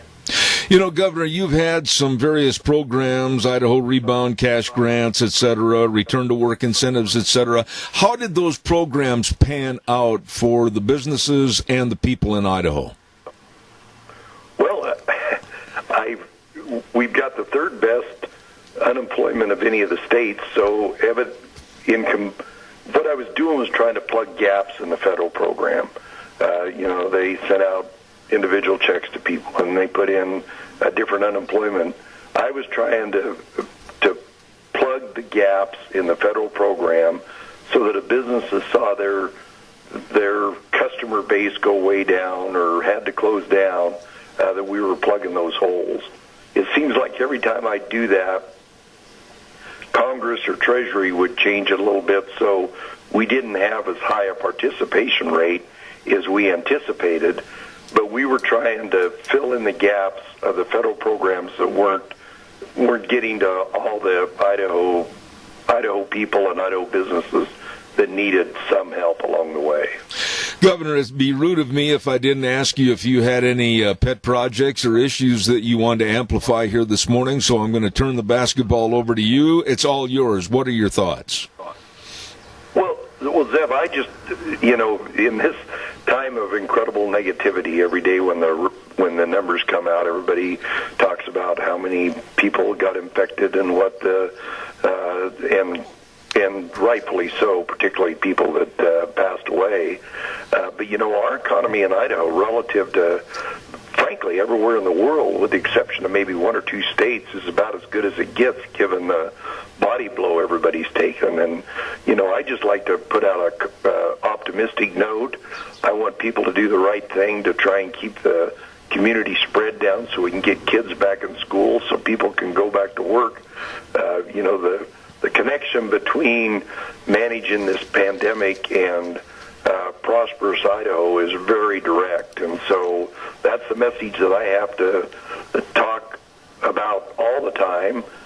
We want our kids back in schools. It's going to be a challenge in some areas, and particularly those kids that just don't have as good an opportunity as some of the rest of them. My grandkids are going to do fine because my sons and daughter-in-laws do a good job with them, but I'm worried about some of the other ones. Absolutely. We have one more quick call. Caller, you're on the air. Please go. Yes, I was wondering if the governor was aware that there's people on Zeb's show that are signing a petition for your recall. What do you think about that? Let me clarify something to you, caller. Don't say it that way because it's not true. There are not people... True. Wait a minute, Chief. It is true. Nobody on this program has advocated... See what he says. Listen. Let me tell you something, sir. Nobody on this program, myself as the head of this program and owns it, has advocated a recall. Don't say that. There was a call that came in that was promoting it, and I said, talk to the governor when he's on the air. They, in turn, did not have the guts to call in this morning. I am not advocating or promoting it, so make sure you say it correctly. Go ahead, Governor. Okay. Well, Zeb, I understand people being scared, worried. This is a big deal. There are people in certain segments that it's really been a body blow to. If you look at where we are in Idaho compared to almost any other state, there's more things open, there's more opportunities. We did have to take some actions given the magnitude of it. You remember wasn't that long ago that the Blaine County Hospital was shut down and the hospital in the Magic Valley was out of capacity. That's my goal, is to make sure that we have capacity, whether you get the pandemic or whether you have a heart attack or a stroke or in a car wreck, that I maintain healthcare capacity. I understand people being frustrated about it. I had a pretty good job before I got this one, and the people of Idaho want to recall me. there's certain days I think that might not be a bad option. But I'm just going to do my best every day to protect the values and the economy and the people of the state of Idaho. And if people have an objection to it, that's their right. You know, that was really well put, and I got my dander up a little bit because I've had people call me and say, why don't you promote this? Why don't you do that? I won't do it on this program. Governor, I thank you for taking the time on my show to come on and discuss these issues. I certainly hope you'll consent to coming back in the near future. We will indeed. Thanks, Eb. Have a good day. All right. God bless. Governor Brad Little. And the way that was presented, I will not advocate it. I'm just going to be real blunt here. I don't agree with all policies. You know that. But I'm not going to advocate a recall, and I did not promote it on my program. So don't say it that way. Right now, let's take a look at the weather. And the weather being brought to you by Phillips Oaks Goodwin Crane and Company, providing accounting services to the Mini-Cash area for well over 50 years. They are the professionals. They know and they care, and they can help you. Tax return preparation, tax planning, business consulting, payroll services, retirement planning, all of this and so much more from the professionals in Burley and Rupert, Phillips Oaks Goodwin Crane and Company. And right now, here's Gina with the weather.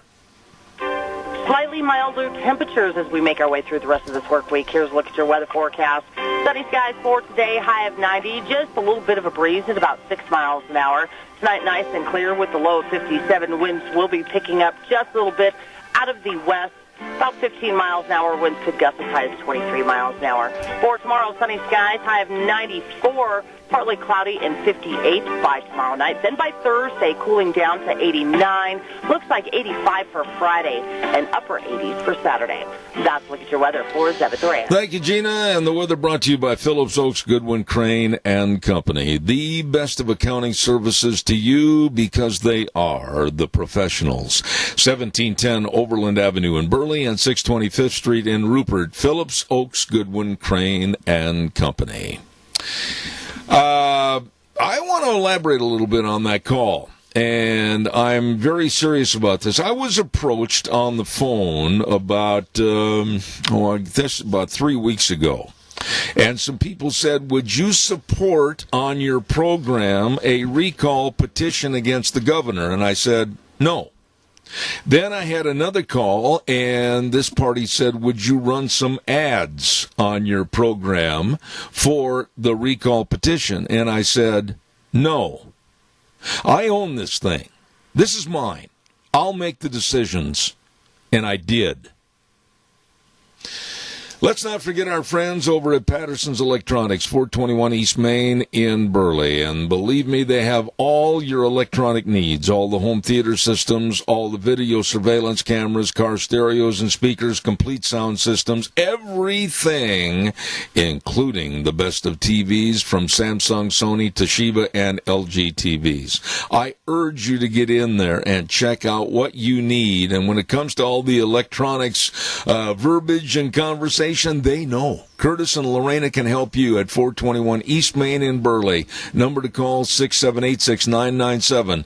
Patterson's Electronics. The best. Really, really good people. Oh, and by the way, while I have an opportunity, I've got to mention some of the great merchants that are going to be inviting you to the 2020 Cassia County Fair and Rodeo. My goodness, we've got a bunch of them, including Butte Irrigation at 116 South, 600 West, Highway 27 in Paul, or the other location on Kimberly Road, north of Kimberly by Red Cap Corner. Butte Irrigation has more parts for more brands than any dealer in Magic Valley, and they say, we'll get you wet. Don't forget Butte Irrigation. And, of course, Mountain Transmissions at 1146 East Main in Burley. And Rick and the crew can help you. Boy, when that old transmission, you put it in drive and you're going in reverse and vice versa, you need help. they can give it to you. Your one-stop transmission repair facility, Mountain Transmissions. And don't forget to AMI at 719 Overland in Burley. Look for the big 28-foot wrench over the door. Go nuts over their bolts. I love that.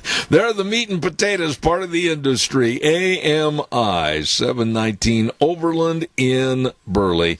And all of these folks invite you to the Cassia County Fair and Rodeo. What have we got coming up for the rest of the morning? Well, it's plain and simple. Dr. History will be on the air with us at 10:06. And then we had to make a change. One of our guests that was scheduled for this morning, Ken LaCourte, had an emergency come up, a family emergency, and thus called me from back east and said he couldn't come on the air. So, again, we relied on our old buddy, and that happens to be Dr. Gerard Lamero, with his great book, Real World Socialism. And we're going to be going into the debate situation with Biden's people saying, don't debate President Trump. We're going to be going into the possibility of Michelle Obama coming in and running as VP. All of that coming up at 10:30 this morning. So don't miss that. Well, we have a quick opportunity. I also want to remind you about our friends at Lee's Furniture, Floors and More. And, of course, they've got all kinds of good things for you over there for the beautification and the comfortization of your home.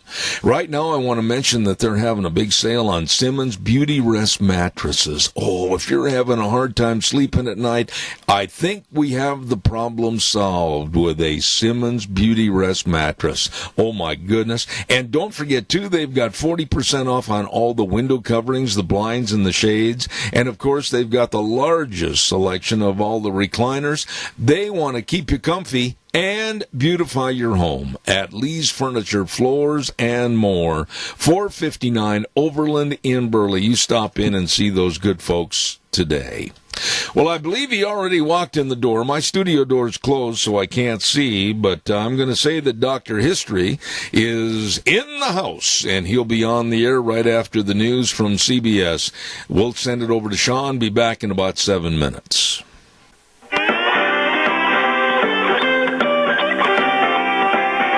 Oh, we were sitting here visiting, and I almost missed the cue. Good morning, everybody, and welcome back to hour number 3. And, of course, Zeb at the Ranch brought to you by your Magic Valley Les Schwab Tire Centers, all 7 locations serving you with a very safe, clean environment and the best in tires. And don't forget, too, our friends at Burley Physical Therapy and Rehabilitation at 1263 Bennett Avenue, Suite 2 in Burley, helping you get back to being you. Hey, I know some really, really nice people, Kelly and Matt Wiggins, that have built a beautiful senior living center. It's at Greystone Crossing Senior Living at 1221 21st Street in Hayburn, just a mile east of Walmart. What a beautiful place. I mean, I've been there, I know. And they've got all the amenities like 3 meals a day, snacks, housekeeping, local transportation, all included in the rent. All you need to do is call the number and try to schedule an appointment to see this beautiful facility. Number 650-4979. Once again, 650-4979. Matt and Kelly Wiggins at Greystone Crossing Senior Living. You give them a call today. I want to remind you, too, about our friends at 7K Metals. Don't forget, you can help yourself build your financial security and future. I'm going to cough. Stand by. Excuse me. I had that one sneak up on me, and I apologize. It's hay fever season for me, the dust in the air. Ken jumped under the desk. Help yourself build your financial security and future. Get my F's and my S's all straightened around and create a great opportunity for a valued treasure for your loved ones in the future. Find out more about 7K Metals and silver purchases from our friends Lon Hardy at 312-8699 or Sharon at 430-3259. Please tell them I told you to call. They will absolutely help you with more information about silver purchases and 7K K Metals. Well, I mean, we got to be so careful about our coughing, and that one snuck up on me like a thief in the night. Good morning, Ken. How are you? I'm good. You made me a little nervous with that cough, though, I got to say. No, I tell you, during hay fever season and the dust, and there's a lot of that. Right now. Every now and then during the program in the morning, it'll sneak up and bite me. Yeah. I apologize. How's Dr. History I'm this doing morning? great. Doing good. Beautiful day out there today. Yep. It is. I had quite a few comments about your show last week, and people really found that interesting. And then I also had another gentleman call and say, would you please have him tell how we can follow some of the old shows? Okay. I think if you just type in, go to dr-history.com, all of the shows should be on there. There's about 330 shows. Oh, easy. So you should be able to go to my webpage and just go back, and you should be able to go clear back to, 6 years ago, actually. Has it been that long already? Well, we've been doing this for 12. That's what I thought. And but the podcast on the air or on the show has been about 6 years now. So with that being said, do you have any thank yous this morning? Well, not really. I really appreciate those that send comments and suggestions. So just go to my webpage and send me a comment, correction, or suggestion, and I will try to work on it. So I appreciate that. All right. Well, my friend, what are we going to talk about this morning? We're going to talk about a guy that is somewhat known, but not a lot. His name was Patrick Gass. Now, have you heard of him, Zeb? Patrick, Gass. Gass. I had a joke there, but I'm not going to say just don't even go there. Okay, here we go, Zeb. So, you and I have lived in the Rocky Mountains for many years. Yep. We've been up in the mountains on horseback in snow. We've driven through it in snow. Absolutely. So, picture this, finding shelter to protect against a Rocky Mountain winter on the frontier required a guy of pretty good fortitude. So picture this, snow began to fall after the Corps of Explorers descended what Patrick Gass called, quote, the most terrible mountains I ever beheld. Montana's Bitterroot Mountains.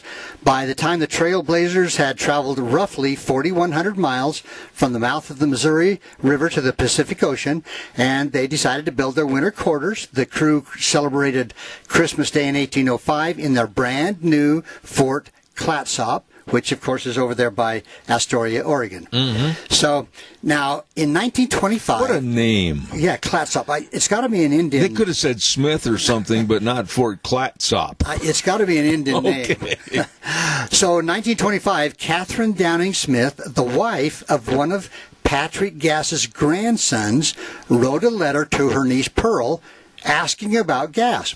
And the Pearl offered some good insight into the man who, until his dying years, had been a soldier, a teller of tall tales of his time with Meriwether Lewis and William Clark in the Rocky Mountain West.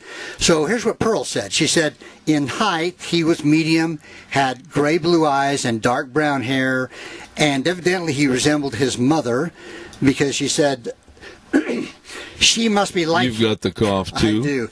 She must be like him in disposition, too, for I have never heard her complain of her deafness, and is even tempered, always making the best of hard circumstances, quiet, methodical, and persevering. And she said he was sociable and liked company. Many people came to him to hear him tell of his experiences on the Lewis and Clark expedition. He always spoke with praise for Lewis and Clark. He had a black cat, which he named Sacagawea, for the Indian woman who accompanied them. So, anyway, so Patrick Gass, this is the man. He lived the later years of his life far from the wilds of the Rocky Mountains in a place called Wellsburg, West Virginia, and that's situated roughly between Pittsburgh and Cleveland. He died there on April 2nd, 1870, just before his 100th birthday. Wow. Far outliving any of the other Corps of Discovery members. I see. 100. I mean, back then to live to be 100? totally amazing. That was really something. It really was, yeah. The average lifespan, I think, back 40, was about 45, 47, yeah. Right. So he was born June 12, 1771, near Chambersburg in central Pennsylvania. And Gass later moved to the central part of the state with his family. He served in the local militia and working as a carpenter. Patrick went to live with his grandfather, allegedly for his, quote, education, but he claimed that he acquired his entire education of reading, writing, and ciphering in a 19-day period after he had already reached adulthood. He was later described as having language, quote, better suited for the camp than the parlor. In other words, he would have a tendency to put some words that weren't nice. A little colorful. I see. And but that was kind of excused because of his many years as a soldier, sitting around campfires, and the proper terminologies I'm sure were always used. Right? Kind of like you. Yes, exactly. So, 1779, Gass enlisted in the regular army and was stationed at Fort, and I'm not sure if I'm going to say this right, Kaskaskia.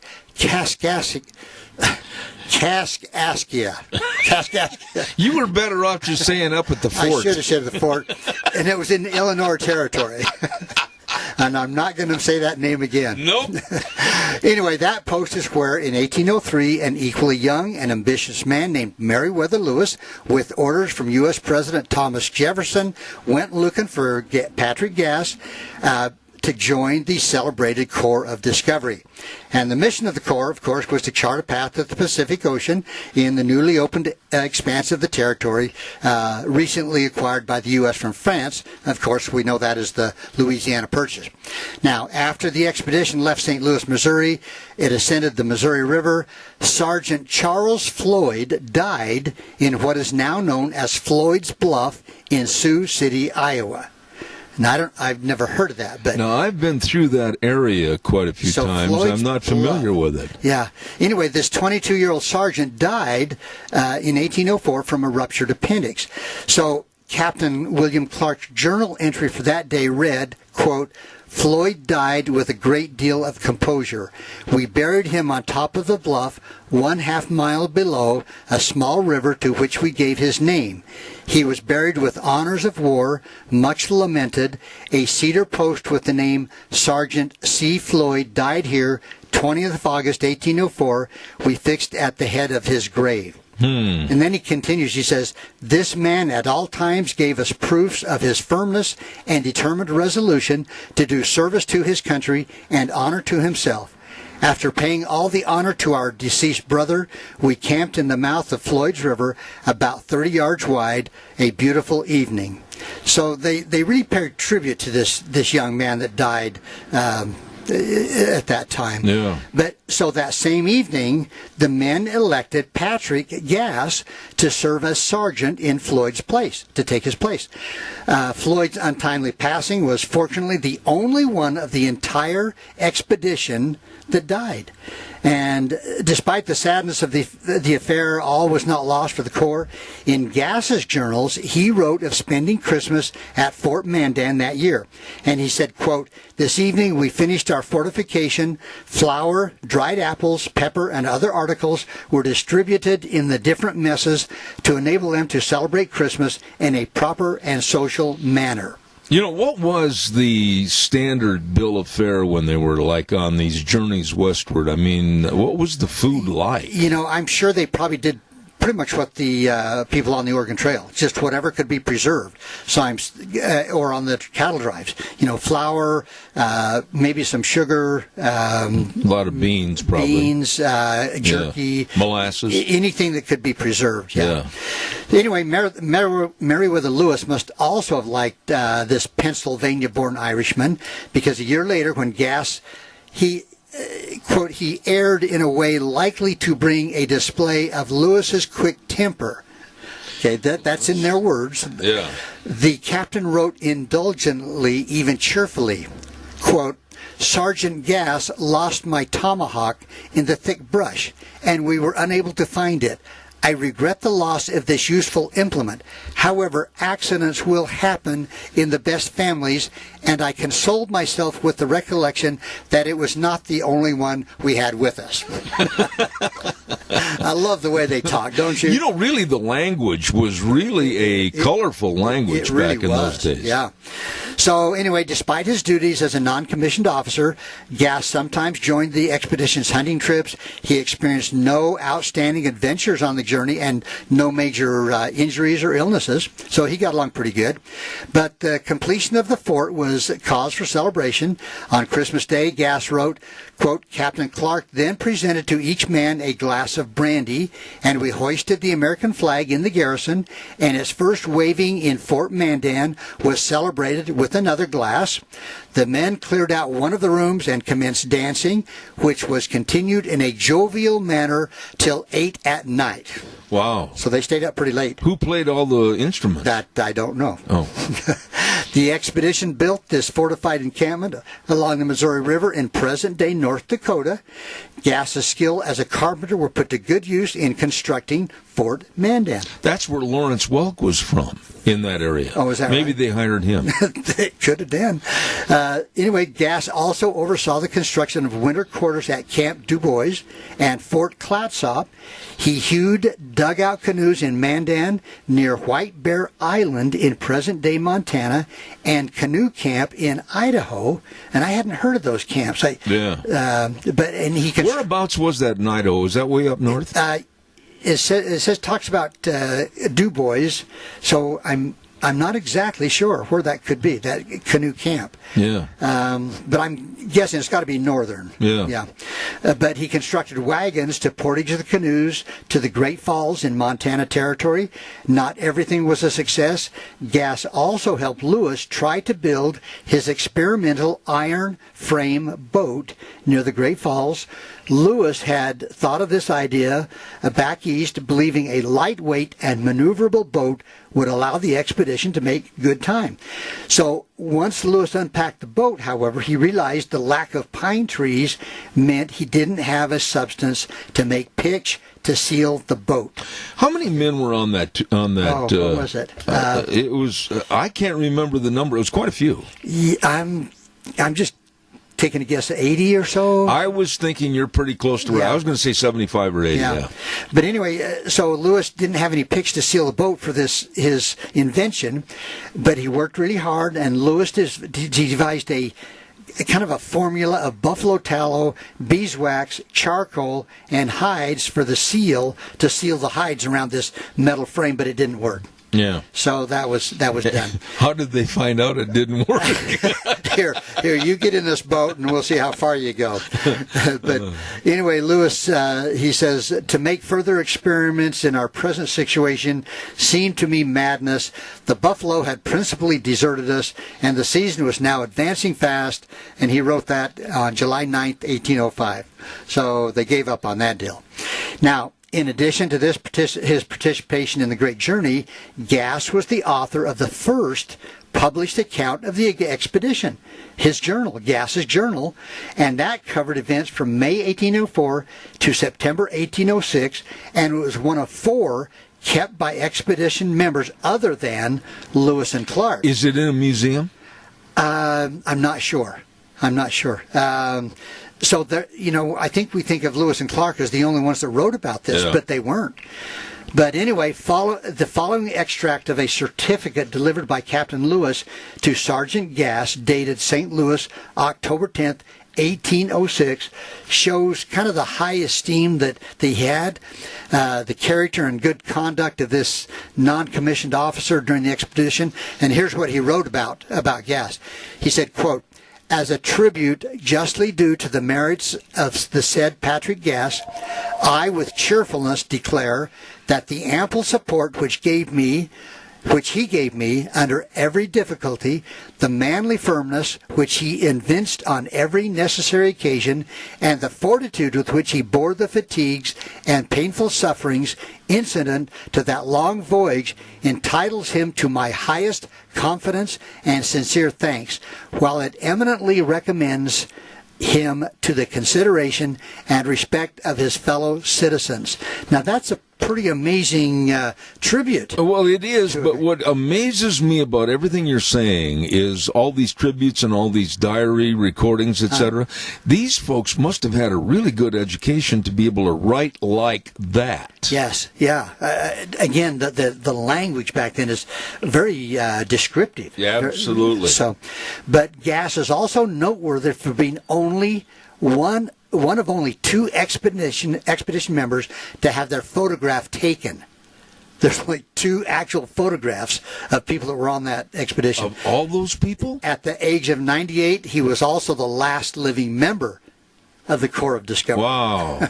So, anyway, Gass stayed in the Army after the expedition and served in the War of 1812. At one point during the war, he worked under Daniel Boone in the construction of a small temporary fort on the Mississippi known as Fort Independence. Yeah. Or, and I'm going to attempt this, Zeb. Here we go. Fort, and this must be French, Cap a Gris. Cap a Gris. We'll refer to it as Fort Independence. There you go. So, now here's another thing.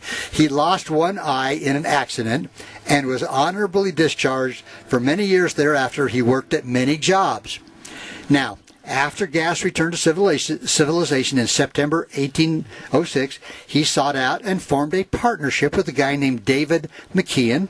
He was a Pittsburgh book and stationery store owner to edit his expedition journals. And Gass, by his own admission, says, quote, he never learned to read, write, and cipher till he had come of age. So he didn't learn to read or write till he got older. Yeah, but this is an amazing story of self-education. Yeah. And it says much of Gass's journals paraphrase original field notes, which unfortunately were destroyed during the initial publication. So I don't know what happened there. How much of what Lewis and Clark wrote is still available in museums, etc.? Do you know that? It seems to me that there was a bunch that was lost, and I can't remember. Wasn't there a canoe accident or something? Well, I think even after that, that there was some manuscripts that were lost even after the expedition. I see. But in 1807, Gass's journal is important not only for its contents, but also for being the first published journal of the expedition. His was the first. Holy cow. And that was 7 years before the first publication based on Lewis and Clark's journals. And the title page featured, quote, Corps of Discovery. And Gass is credited for popularizing that name, Corps of Discovery, by the explorers. So, by now, he's middle-aged. Gass returned to military service, found himself stationed at the same fort in Illinois Territory where he'd been so eagerly recruited in 1803. Gass saw service in, like I said, the War of 1812. 2 years later, he saw action at one of the war's bloodiest battles in Niagara Falls, Canada, the Battle of Lundy's Lane. During that battle, a falling and splintering tree caused Gass to lose one of his eyes. And I'm not familiar with those battles at all. But now, despite his injury, this fighter persisted. He wouldn't stop until after the U.S. and Britain signed the Treaty of Ghent that ended the war. In the years following the war, Gass found himself with little excitement and took to drinking a little and relaying to anyone who'd listen stories of his days with Lewis and Clark in the Rocky Mountains. He worked as a brewer, a ferryman, a carpenter. His respectable living was strengthened by the 1827 death of his father, who left him quite a sizable inheritance. So when his dad died, he was left pretty good. So by 1829, he's now 58 years old. He fell in love with a 20-year-old woman. They married in 1831, and over the next 15 years, they had 7 children. She tragically died of measles in 1846. Wow. Now, in 1860, he was kicked out of a local recruiting station for insisting on fighting in America's Civil War. The chief complaint against Gass was not his fighting spirit, but his age. He was 90 years old. He wanted to fight at 90. He wanted to fight. He wanted to be recruited. He was 90 years old. And I think they said, maybe you better just go home. Can I ask you a quick question before we run out of time? From the start until they made all the way to the West Coast and then back to wherever their homes were, how long was that? Didn't we figure like 3 years? That's what I was going to say, 3 or 2.5, something like that. 3 to 1806. Yeah. Can you imagine? That's a long time and pretty rough stuff. But oh my! Up to 4 years before his death, when he kind of became helpless, he walked weekly to Wellsburg to get the Wellsburg newspaper that he subscribed, and at home he read the paper, cared for small children. He was exceedingly fond of small children, and the boys he held on one or either knee and sang to them Yankee Doodle, and he had a song he sang, and this is the last one. A bluebird sat on a hickory limb. He winked at me, and I winked at him. I up with my gun and broke his shin, and away the feathers flew. Well, nice song for the Audubon Society. So that is Patrick Gass. Oh, Dr. History, you did it again. Really, I can't even imagine saying goodbye to your family for 3.5 years, going into uncharted territory. Yeah. That is an amazing story. Well, and most of those, the trappers and those people, they knew when they left, they may never see their families see them again. Yeah. Yeah. And I mentioned before that sometimes 4 years was the maximum lifespan of a mountain man trapper. Holy smokes. Thank you very much. I'll get this in quick and we'll send it over to our main studio. Don't forget some of the great merchants that want you to attend the Cassia County Fair and Rodeo include Mountain Transmissions. Hello, Rick, 678-9110. They're located at 1146 East Main in Burley. Don't forget, they are your one-stop transmission repair facility, and they've got the experience of over 30 years to serve you. Mountain Transmissions. Kelly's Bearings, 1407 East Main Street in Burley. Don't let your machine sit around doing nothing while you're waiting for a part. Don't forget Kelly's Bearings. Keep everything on hand, and believe me, they've got all your bearings, chains, brackets, and, of course, ready to serve you, Kelly's Bearings. And last but not least, some guys that I know that do a great job. Baker Brothers Pump Service, 103 West, 500 South of Burley. Number to call, 678-9042. They are Magic Valley's fastest and most reliable pump service company. Believe me, they're your one-stop shop for all your pump service needs. Baker Brothers Pump Service. Don't forget, they all want you to come and enjoy the Cassia County Fair and Rodeo. Right now, let's send it back over to our main studio. I'll be back in about 3 minutes.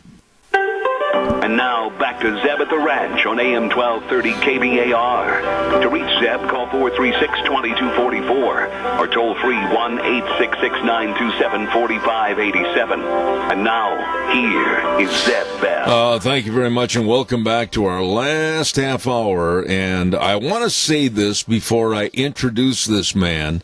He is one of my favorite guests, and I love having him on. And this morning, he really saved my bacon, because I had a cancellation at the last minute, and my lovely bride called him up and said, could you please fill in that time slot? Here he is, my favorite, and a great author, Dr. Gerard Lamero, with his latest book, Real World Socialism. Good morning, Doctor. How are you?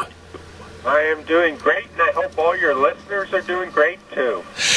Doctor, before we get started, I've got to ask the engineer again to kind of tone down our feedback. I've got it so that I can't hear you hardly at all. Sean, if you would, please.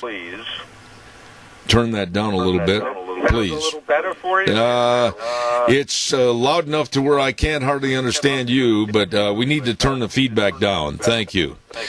Dr. Lamero, one of the things I'm really worried about, and I wanted you to come on and discuss this morning, the Democratic Party seems to be setting all the rules. We play by their rules or we don't play at all. And right now we're seeing a concentrated effort by the Democrats not to have any debates between Donald Trump and, of course, Joe Biden. What are your thoughts on this? Well, first of all, it's totally understandable. Joe Biden has a hard time speaking in public. And a debate is something where you have to think on your feet, and you have to talk quickly and answer quickly and remember things. And he's having a very difficult time. He's had so many mistakes speaking that some people think he has dementia. And so I can understand why they don't want him to debate. But you know what? The American people are entitled to see the two gentlemen who are vying for the top office. It's an important job. Whoever gets this office has to be able to debate Putin and the head of China and leaders around the world. They have to be ready at a moment's notice to deal with crises. As we all know, the country faces lots of problems and crises, and they're entitled to know about the debate. But you're right about socialists on the left want to set all the rules. And by the way, that's how they'd govern, too, if they got into office. They make all the rules, and we have to follow them, because that's the way it is with socialist countries. Absolutely. Dr. Lamero, I was unaware until I received an email, an email from one of my friends back east in D.C. this morning that the first debate is scheduled for September 29th, and by that time, this is what I didn't know, 16 states already would have voted. What are your thoughts on this? I find it lunacy. Well, I think the whole voting ahead is lunacy, and I think it's part of the Democrats' plan to mix up the elections. You know, they want to send out ballots all over the country to people who are listed on their list, but, you know, some of the rolls are just plain wrong. People die, and they need to be removed. You know, there are millions of voters in California that are on the rolls that should not get a vote because they're no longer alive. And some of them have moved out of state because of the high taxes. But their idea is to just send willy-nilly all these ballots out to millions of people, and then they have this thing called harvesting, where in some states they are allowed to pick up ballots, go to a nursing home, pick up ballots, go to the streets, pick up ballots. And I think it's a way to change the voting, and I don't think it's honest, to be frank. Well, I agree with you, and I'm going to sound like an old fogey here, but I mean this when I say this. If you can't have a designated polling day and treat it as such with the respect of going to the polls, proving who you are by showing your ID, and then voting, I don't think you should vote at all, because I understand that Michigan, Pennsylvania, North Carolina, and Florida, 4 of the most competitive states in any election, they're going to begin mailing absentee ballots before the end of September and before these debates. I find this to be absolutely crazy. It is. Well, not only that, but it's not giving a chance for the two principals involved to campaign against each other. Why vote blindly? I mean, Joe Biden's been hiding in his basement for a long time. He hardly comes out. When he does come out, he says the most outrageous things, which leads a lot of people to think he's got mental issues. You know, people start getting old. None of us like getting old, but I know I've been to nursing homes. I've talked to people with dementia. I know what it's like. And unfortunately, some older people get that. I hope none of us get it. I hope none of your listeners ever get it. But Joe Biden has problems, and I think he needs to face the American people. You know, Chris Wallace, who's an interviewer on Fox, and that sometimes people think he's too liberal and that, but, you know, he criticized Biden for not coming on the show. Joe Biden's afraid in a real live interview with Chris Wallace, who is a tougher journalist who asks tough questions. You know, Dr. Lamero, I noticed that the New York Times op-ed page called for scrapping the presidential debates because, quote, they have never made sense as a test for presidential leadership. I find it just the opposite. I know myself personally in my adult life. I've paid attention to each and every one of the presidential debates because I wanted to see where they stood on the various issues. How dare this New York Times newspaper say that they're absolutely nonsensical? It's total stupidity, but really it's more than that. They know they have a flawed candidate. They have a hard time telling the truth. You know, he said a lot of things that he's backtracked on. He's mentioned a couple of times he was jailed, and then he comes and said, no, I didn't really mean jailed. I was restrained, or I was this, or I was that. But he said that a lot of times, and then he turns around and changes his story. He's also, and the press hasn't gone after him, apparently been involved in plagiarism, where he's given speeches that sound an awful lot like somebody in Great Britain. Mm-hmm. And he needs to be called to the carpet. If he's been plagiarizing, he needs to be called to the carpet. People need to know who it is they're going to elect for president, who's going to have this important powerful position that could bring us into war against another nation. You know, you've been on this program so many times, and I have the utmost respect for your opinions and your prognostication as to what's going to happen in politics. With the Democrats basically setting out the rules of play and the cowardly do-nothing Republicans accepting it, are you getting concerned 3 months before the election? Well, Zeb, the true answer is no. Why? Because I have a lot of evidence that the American people know what's going on and are turned off and are planning to come out in numbers that we've never seen before.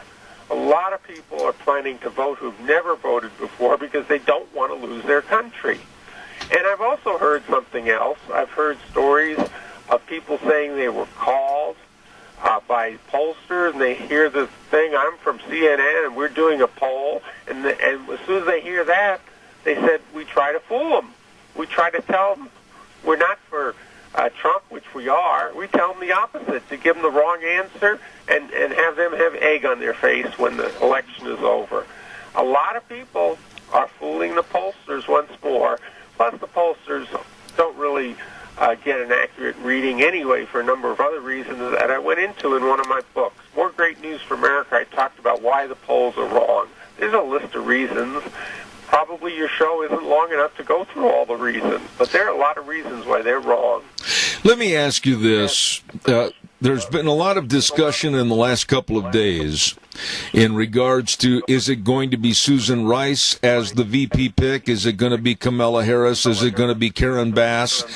And yesterday I had one of my favorite guests on the air, Rick Manning, and Rick said, no, it's going to be Michelle Obama. What are your thoughts? Well, I do think she is a strong contender, and she's sort of in the backlight. But if she got in, I think it's really an attempt to get Obama reelected president, because I think Obama would take over the reins if Michelle got elected. I think she'd be a figurehead as vice president, or what could easily happen is that Joe Biden runs for president, and if he were lucky enough to win somehow, which I don't think he will, she'd be vice president the first day in office. He starts bumbling and fumbling at the inauguration. They might say, we've got to use the 25th Amendment, get him out. He's not mentally all together, and then she's officially president. Absolutely. I'm afraid of that myself. Let me kind of shift gears. I don't think they're going to get elected. I don't think Michelle will help in any way to get him elected. I certainly pray. Let me ask you a little bit about the sports, professional sports in America, and they have taken over the fact that they want to advertise and basically stand up for Black Lives Matter, with the National Basketball Association with their logos on the court, also wearing the Black Lives Matter T-shirts, etc. I personally am a sports nut, whether it's baseball, basketball, or football. I'm done. I'm toast. I'm not going to be a part of a fandom that they have. What do you have as far as thoughts about affiliation with Black Lives Matter, Antifa, and other groups? Oh, I think it's going to put them out of business. I really do. A lot of Americans do not want to go to an outing where the pledge, or not the Pledge of Allegiance, the Star-Spangled Banner is played and the flag goes up, and when those knees go down, they don't have any interest. They don't want to support people who don't support this country. And I think an awful lot of fans are that way. They're just ordinary folks who work, and they expect respect for their flag. Because some of them, a lot of them, have actually been in the military and were willing to die for that flag. And they are not willing to pay money, to pay these rich, affluent athletes a lot of money to disrespect our country. So I think they're going to put themselves out of business. I was really, I would say 2 weeks ago, optimistic that all of our schools were going to be open and our kids were going to go back to get their education that they so much deserve. And now, in the last couple of weeks, we are seeing and hearing so much more about teachers' unions trying to put the kibosh on the new school year. What are your thoughts about schools reopening? They should. The evidence is in. The evidence is that little kids don't get sick very often. If they do get the disease, They get over it quickly. They don't have to be hospitalized. And the data says that they don't give it to adults. They don't give it to their older relatives if they do carry the bug. So I think it's silly. And I think it's turned into a political thing to hurt the country. You take, like, the UTLA, United Teachers of Los Angeles. They're saying they won't go and teach unless all charter schools are shut down. They won't go to teach unless America adopts Medicare for everyone. That's socialism. These people are trying to push socialism and use teaching the people's kids as blackmail. We're not going to teach them unless you give us everything we want. I think that's absolutely absurd. They should be fired.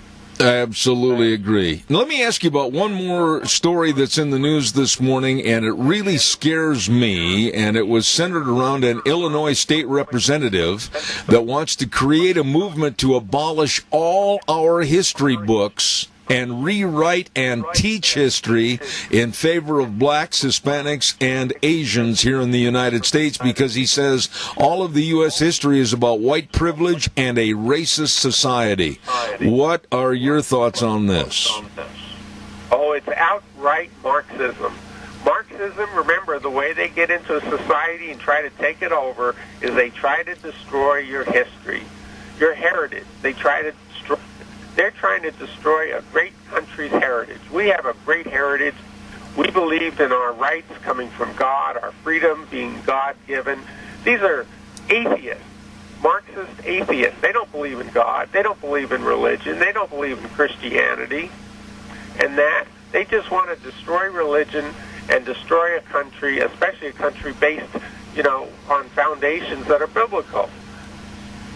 One of the greatest solutions... They are dead wrong. Absolutely. One of the greatest solutions I heard yesterday in a debate regarding this, Dr. Lamero, was, hey, wait a minute, let's not delete the past and all of a sudden try to rewrite it. Let's add to it. If there's people that are qualified to go into the historical review of our country, let's add to it instead of delete it. What are your thoughts?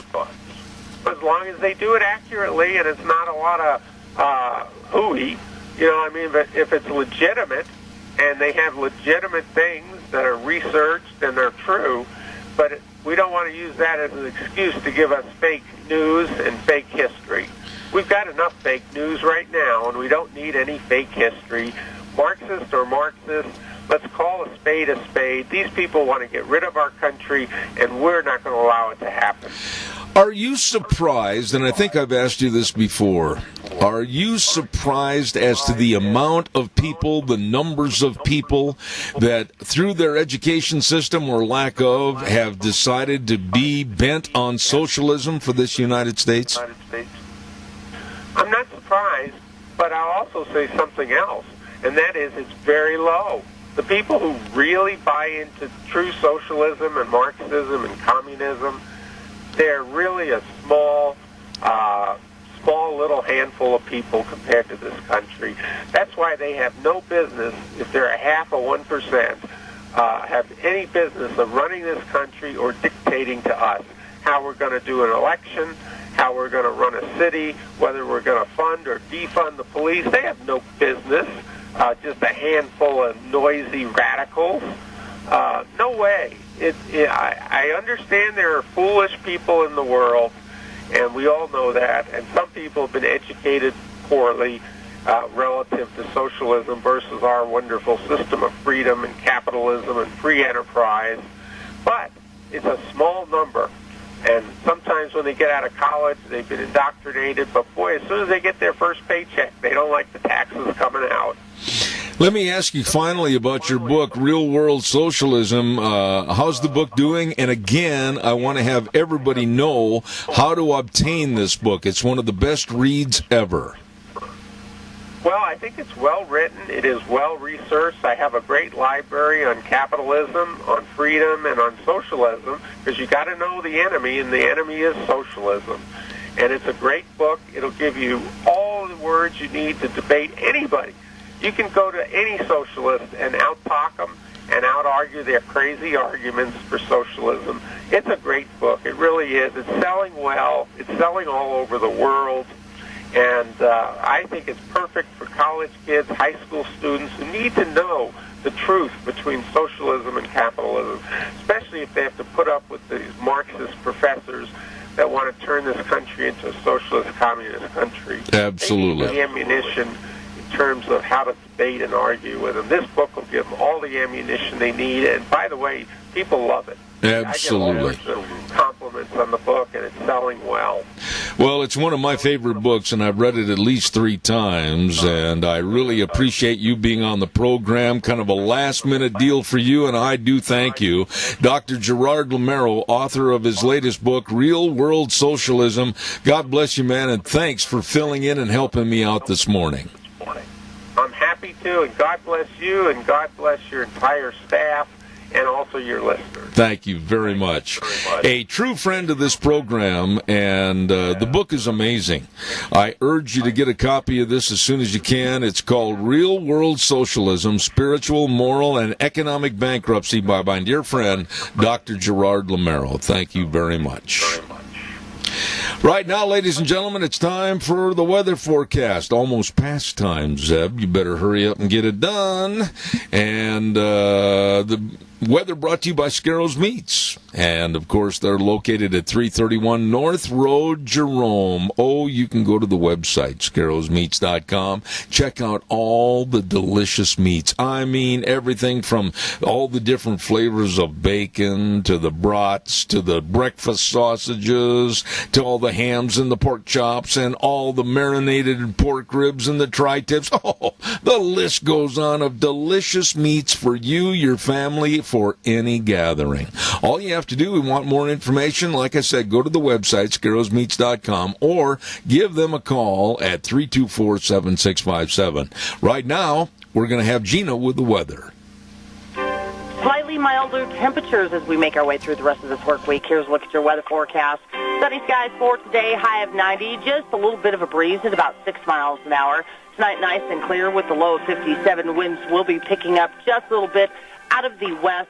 About 15 miles an hour. Winds could gust as high as 23 miles an hour. For tomorrow, sunny skies, high of 94, partly cloudy and 58 by tomorrow night. Then by Thursday, cooling down to 89. Looks like 85 for Friday and upper 80s for Saturday. That's a look at your weather for Zeb at the Ranch. Thank you, Gina. And again, thanks to Don Scarrow and the crew at Scarrow's Meats. 331 North Road, Jerome, 324-7657. They are changing the way we eat, one delicious bite at a time. Our big thanks always go out at the end of the program to our major sponsor. Couldn't do it without them, don't want to do it without them, and that's, of course, our Magic Valley, Les Schwab Tire Centers. Oh, boy, I tell you what, they offer so much for you. The best tire value promise in the industry, a free pre-trip safety check before you leave to see Grandma and Grandpa.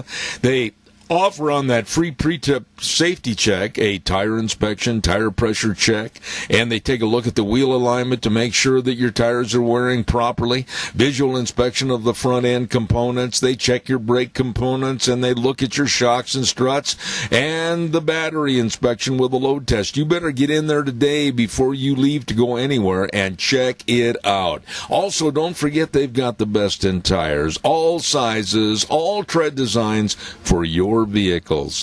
Where are they located? I'll tell you. You can stop in and see our friend James in Buell, Dan on Pole Line in Twin Falls, Lane and Rupert, Mike and Jerome, Dave on Blue Lakes in Twin Falls, the Twist family in Paul, Trent on Overland in Burley, offering the best in service to you, your Magic Valley, Les Schwab Tire Centers. Well, our thanks to everybody for helping out at the program today. And tomorrow on the program, our thanks also to our engineer Sean over at the main studios. We're going to have Dave B go on, and then back by popular demand, we're going to have Dr. Artis back on. He was on a week ago talking about the coronavirus, and he was phenomenal. We're going to have Sean Flanagan on, and a man by the name of Ryan Gerdowski. All of these folks are going to be on tomorrow talking about various issues around the world today. And we're going to have tomorrow's program chock full of everything, including all your great phone calls. So don't forget, we always say the way things were or the way things ought to be, and the 4 words that mean the most to us when we end the program: in God we trust. Have a great day. I'll see you tomorrow on Zeb at the Ranch.